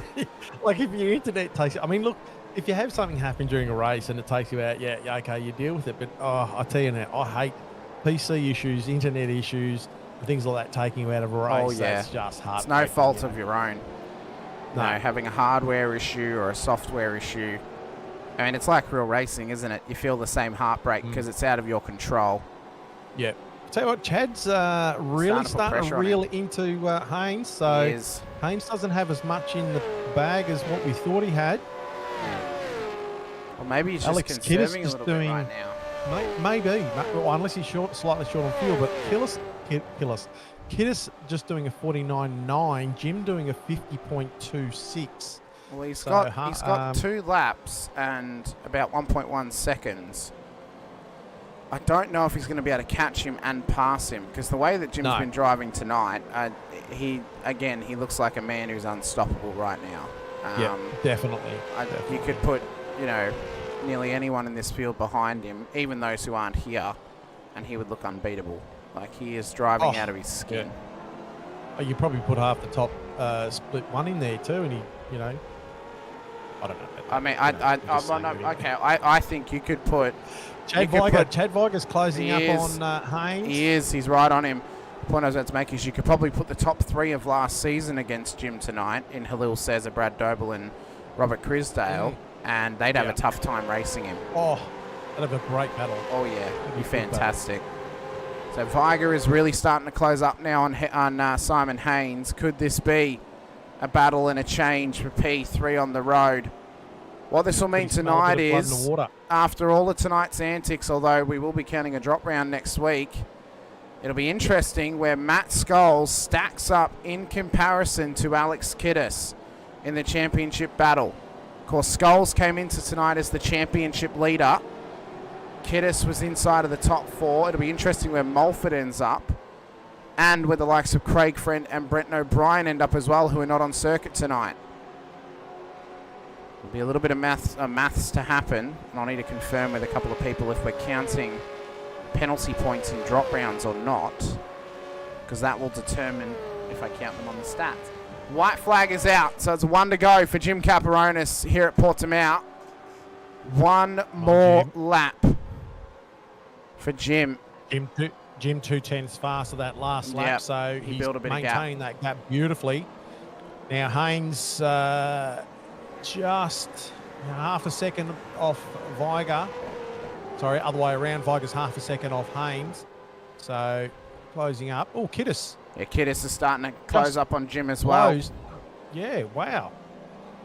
Half a Close big second time is there. now the gap. We know how close Jim played the fuel game to the end of his first stint, as he played the game of close fuel to the end of this race as well. You think he wouldn't have to Wow. with the safety car, but is he maybe just trying to conserve a little bit and give false hope to Alex Kiddis possibly? Oh, yeah, well, he's only got about half a lap to go. Yep. Down through turn 9 they come, up to Portimao corner at 10 and 11. Reale's just gone off the road, but we've got to keep an eye on this front pack for now. Wonder what his fuel saving. I don't know. Around 11 he comes. He He's shouldn't back out need. to He 0.8. shouldn't. Yeah, he shouldn't No. need to with the safety car. He should be fine. Up to the dreaded Back out turn to 0.8. 14. He makes it stick down towards Sangresh at 14 as well. And one corner left for Jim Caparonis. Dominance personified tonight. Led the most laps, took the lead at lap 1, turn 1. It has been only a matter of 6 months, but 9 months, but Jim Caparonis is back on the top step in Portugal as he takes his second split 2 win in history. Kiddis comes home in P2. Haynes outlasted 0.2 of a second to beat out Chad Viger to the podium. Jones inside the 5.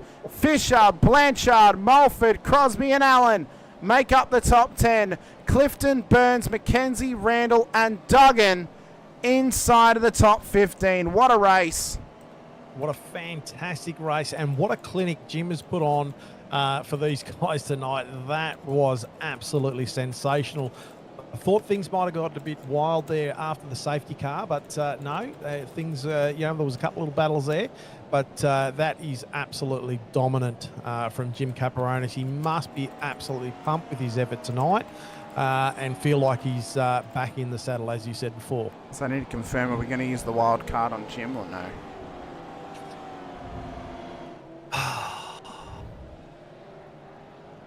Why do you put me under this pressure, Hamish? Oh, because you love a pressure cooker, Brett. Why not? Put the wild card on Jim. I think Okay. that was an absolutely outstanding race tonight. Like started do in P2. Do we want to use the wild card just to give it to him, or do we want to use it to put him up for nomination? I reckon put him up for nomination. Okay. Let's see what the fans think. I think he's going to win regardless, but we'll see. We'll see.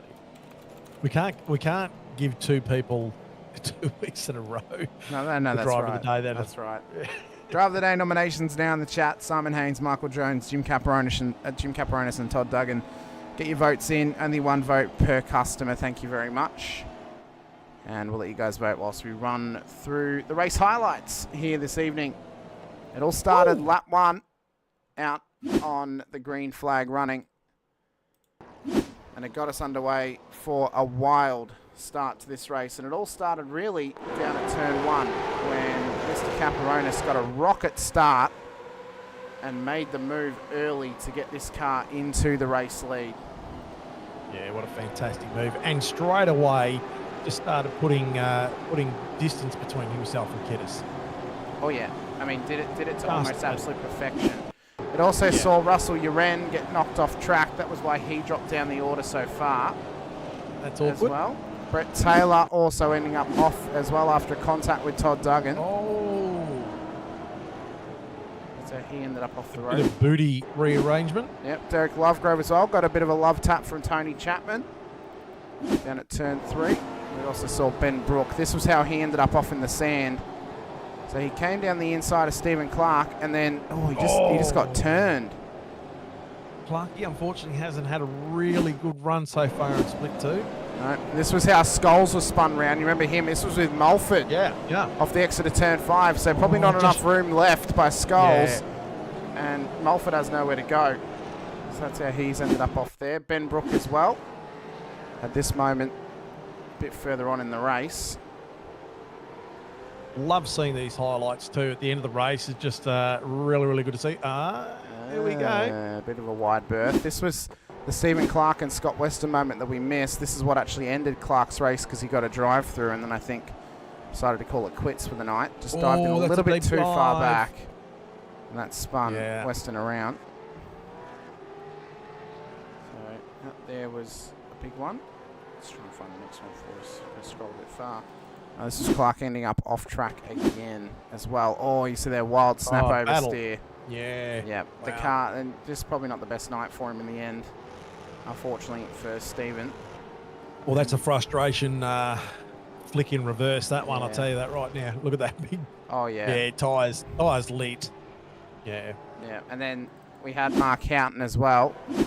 Caught up. This was a great battle pack, though, and a great battle, but you just saw he just came in too hot.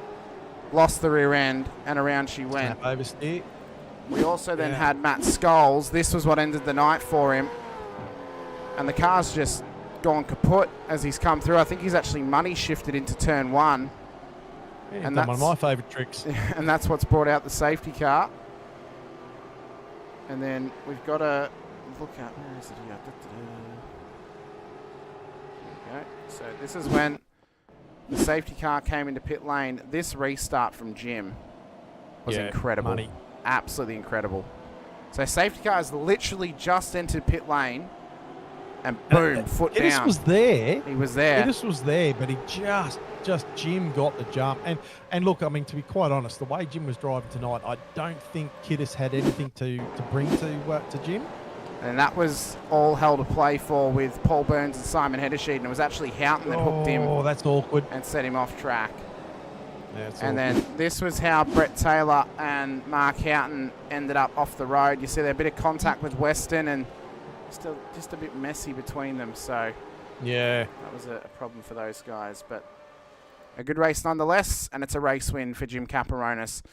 In the booth, though, waiting to come and have a quick chat to us, we have our P3 on the road tonight in Simon Haynes. It was absolutely incredible to see from him. In fact, I'm looking out there. We've had a double vote. Are we going to count the double vote? I don't know. Oh. Yeah, actually, no, it's fine. It's actually been... Oh no! It's actually been. It's been. Has it been mitigated? I think so. I need Sly Kiwi to re-vote between Haynes and Michael Jones. He needs to pick one. Whilst he does that, we'll have a quick chat to Mr. Haynes himself. Simon, great job tonight. P3 on the road. A fantastic effort from you, and another podium to your name as well. Probably one of your best drivers we've seen from you. That was a really, really great effort. Yeah, cheers. That was a very hard-fought night. But yeah, a lot of fun. A lot of strategy sort of played into it, and just a lot of luck staying out of trouble and out of other people's way. Just worked out well. Well, I absolutely mean, drove incredible, didn't he, Brett? I mean, yeah. Oh, look, I was about to say stellar drive from you, Simon. I think that's one of the best races I've seen you drive very, very smartly. I think Hamish and I talked about earlier. Some of the earlier days. I mean, you've always been fast, but you probably just were a bit fast and loose. And I see a much more mature driver placing his car where he needs to put it and driving very, very well. Yeah, cheers. Yeah, probably just a bit of getting used to split 2 now as well, like the way everyone drives in that as well. But yeah, just trying to run my own sort of strategy. And I think tonight letting a few guys go at the right time sort of helped me instead of battling. But yeah, definitely trying to be smarter about it definitely helps. And that's a decision you have to make while you're racing too, isn't it? As we alluded to earlier on in the season, you've got to know when to hold them, know when to fold them. And that definitely plays. Sometimes it's a bit hard to comprehend, but it's definitely a strategy play that you need to put into your repertoire of things you can do. Yeah, 100%. I think there's probably 2 guys tonight that I sort of let through. I didn't feel like I had the 1 lap pace or anything over anyone tonight. I just sort of had the consistency, I think, over the whole night, and got a good start off the start line, and yeah, everything sort of just really worked out well and fell into place on its own. Just one of those nights that not many people probably have, where everything works out. Now, Simon, you played a really good strategy tonight, pulled out the long pit stop early, gave up some track position, stayed within the top 10 though, and were able to battle your way obviously up to P3. Next week out at Belle Isle, A, you feeling confident going into that race? B, bit of a special strategy coming the way, obviously 1 tyre change available next week, as well as 95% tank capacity as well. Yeah. How are you feeling going into that with the different... Oh, 85, that's right, yeah, 85%. 85, yeah. Disappointingly, in one way, I won't be racing next week, but Oh no! good thing for another way is I'll be away on a family trip, so I'll miss next week, sadly. But I do like Belle Isle. Like, it's the closest thing for me that we've got for like an Adelaide-style track at the moment. But yeah, I'll be back the round after for Sandown. So we look forward to seeing you back for that one. Yep. The votes have stopped in the chat. I'm just going to classify Sly Kiwi as the differential here because it was tied between you and Jim for the driver of the day. So we're going to hold on to our wild card of giving it to a race winner. And tonight, you are our driver of the day. So congratulations. Awesome. Thanks, everyone. Sensational. So fantastic from yourself, Simon.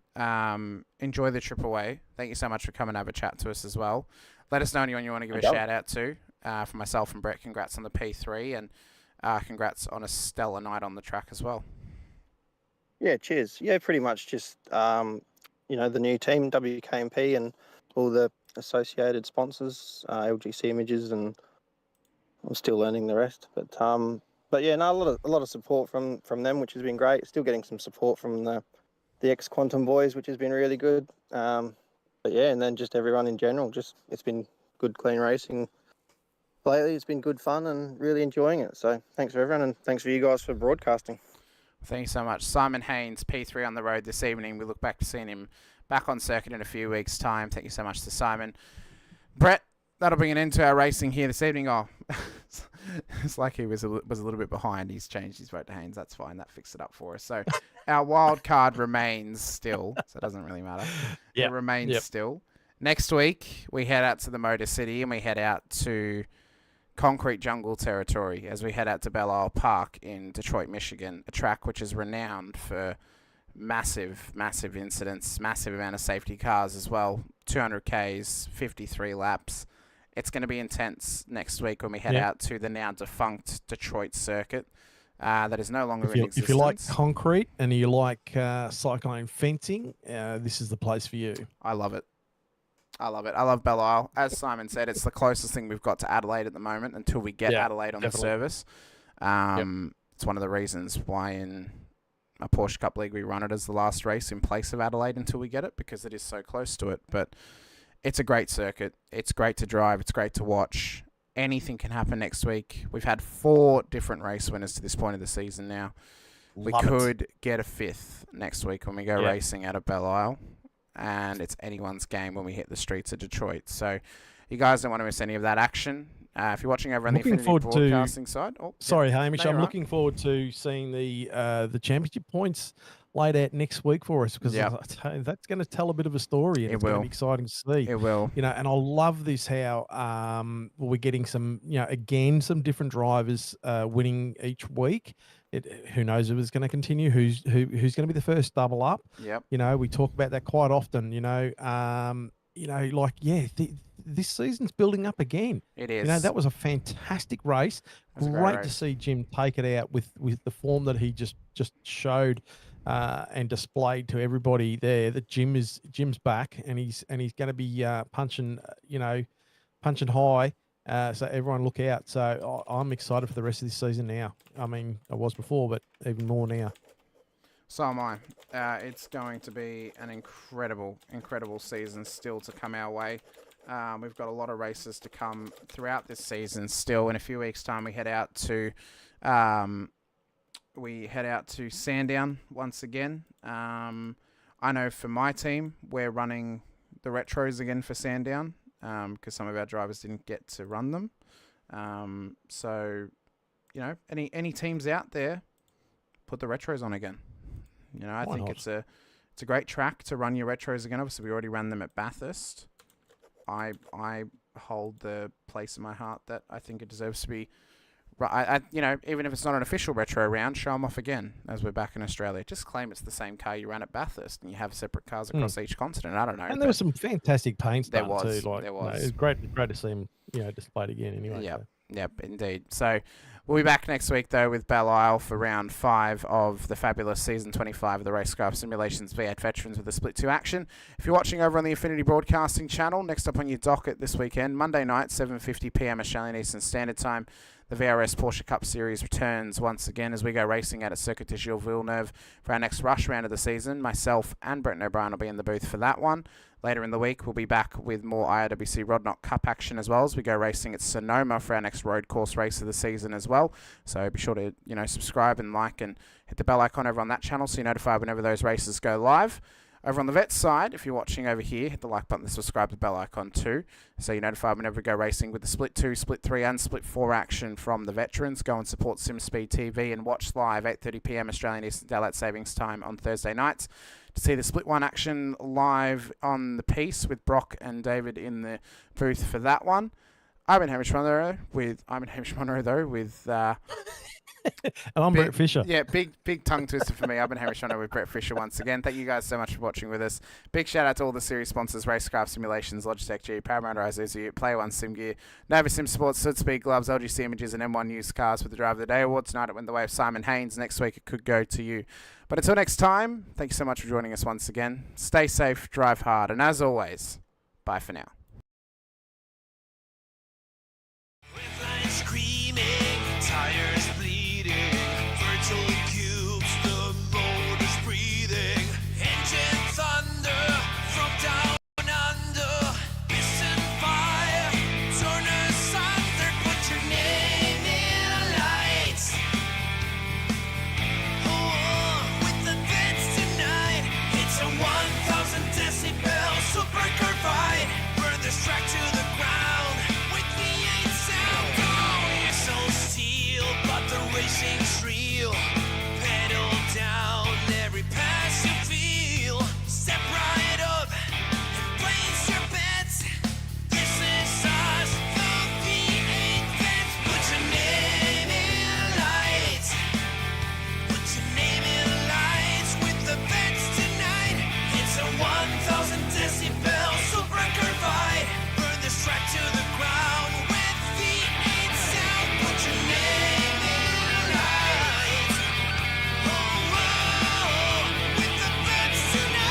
It's a 1,000 decibel super carbide. Burn this track to the ground with V8 sound. Burn this track to the ground. Come on now, put your name in lights.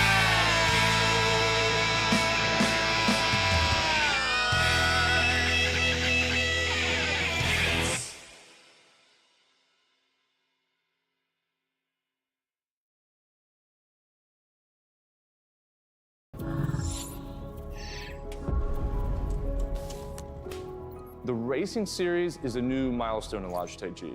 All the great old wheels, the G29, the G920, the G923, they all have their own unique way of connecting to each other, but there's no room for expansion with those products. So the question arose was, you know, what if we were to give the opportunity for the racer to switch out from a drifting wheel to a GT rim? With the wheel hubs that we've created, that's got a very specific button set, but you can replace any of the steering wheels. And the real lovely aspect to this was we could give the user, driver and the racer the opportunity to experience different genres of race. That allows drivers to craft high quality, customized setups that resonate with your individual racing style. When we start with the design, we always start sketching. Very often, once we've got sketches, we start discussing with engineering. We had 3 rounds of engineering testing or user testing where we invited in users from sim racing, and every single round of feedback we refine, the product based on what they tell us.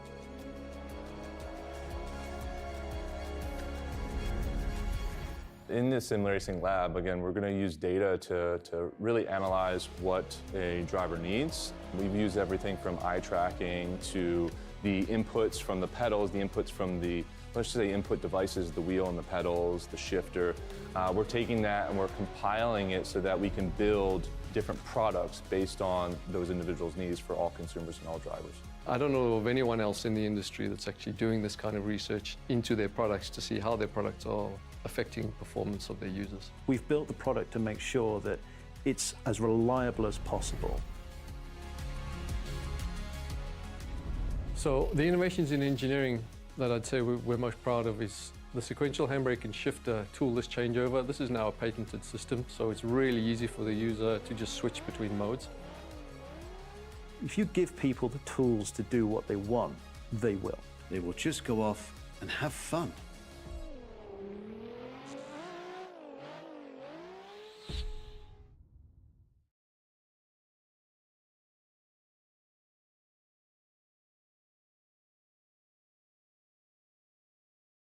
Introducing the Rackraft PT1, custom-built full chassis racing simulator.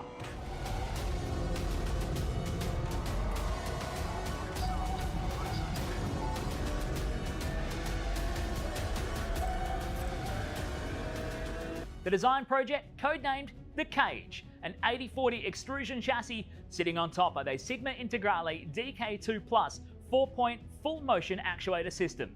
No compromises in the cockpit of the PT1 simulator. To maximize the experience, we start with the 49-inch ultra-wide monitor for the greatest field of view in a small footprint of the simulator, down to the SimuCube wheelbase that's tucked up and behind the monitors with SimCore extensions to get things out of the driving area.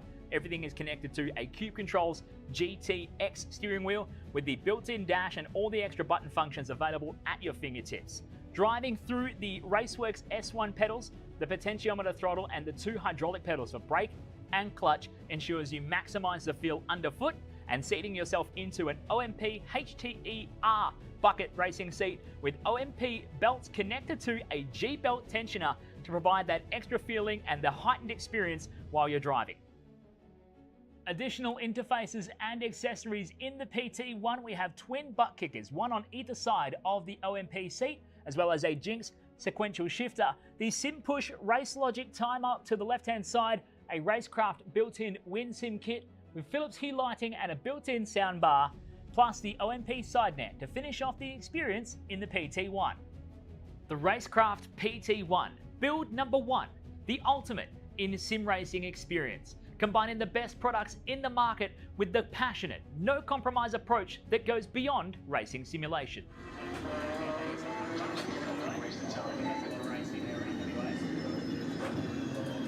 Yeah, we worked here.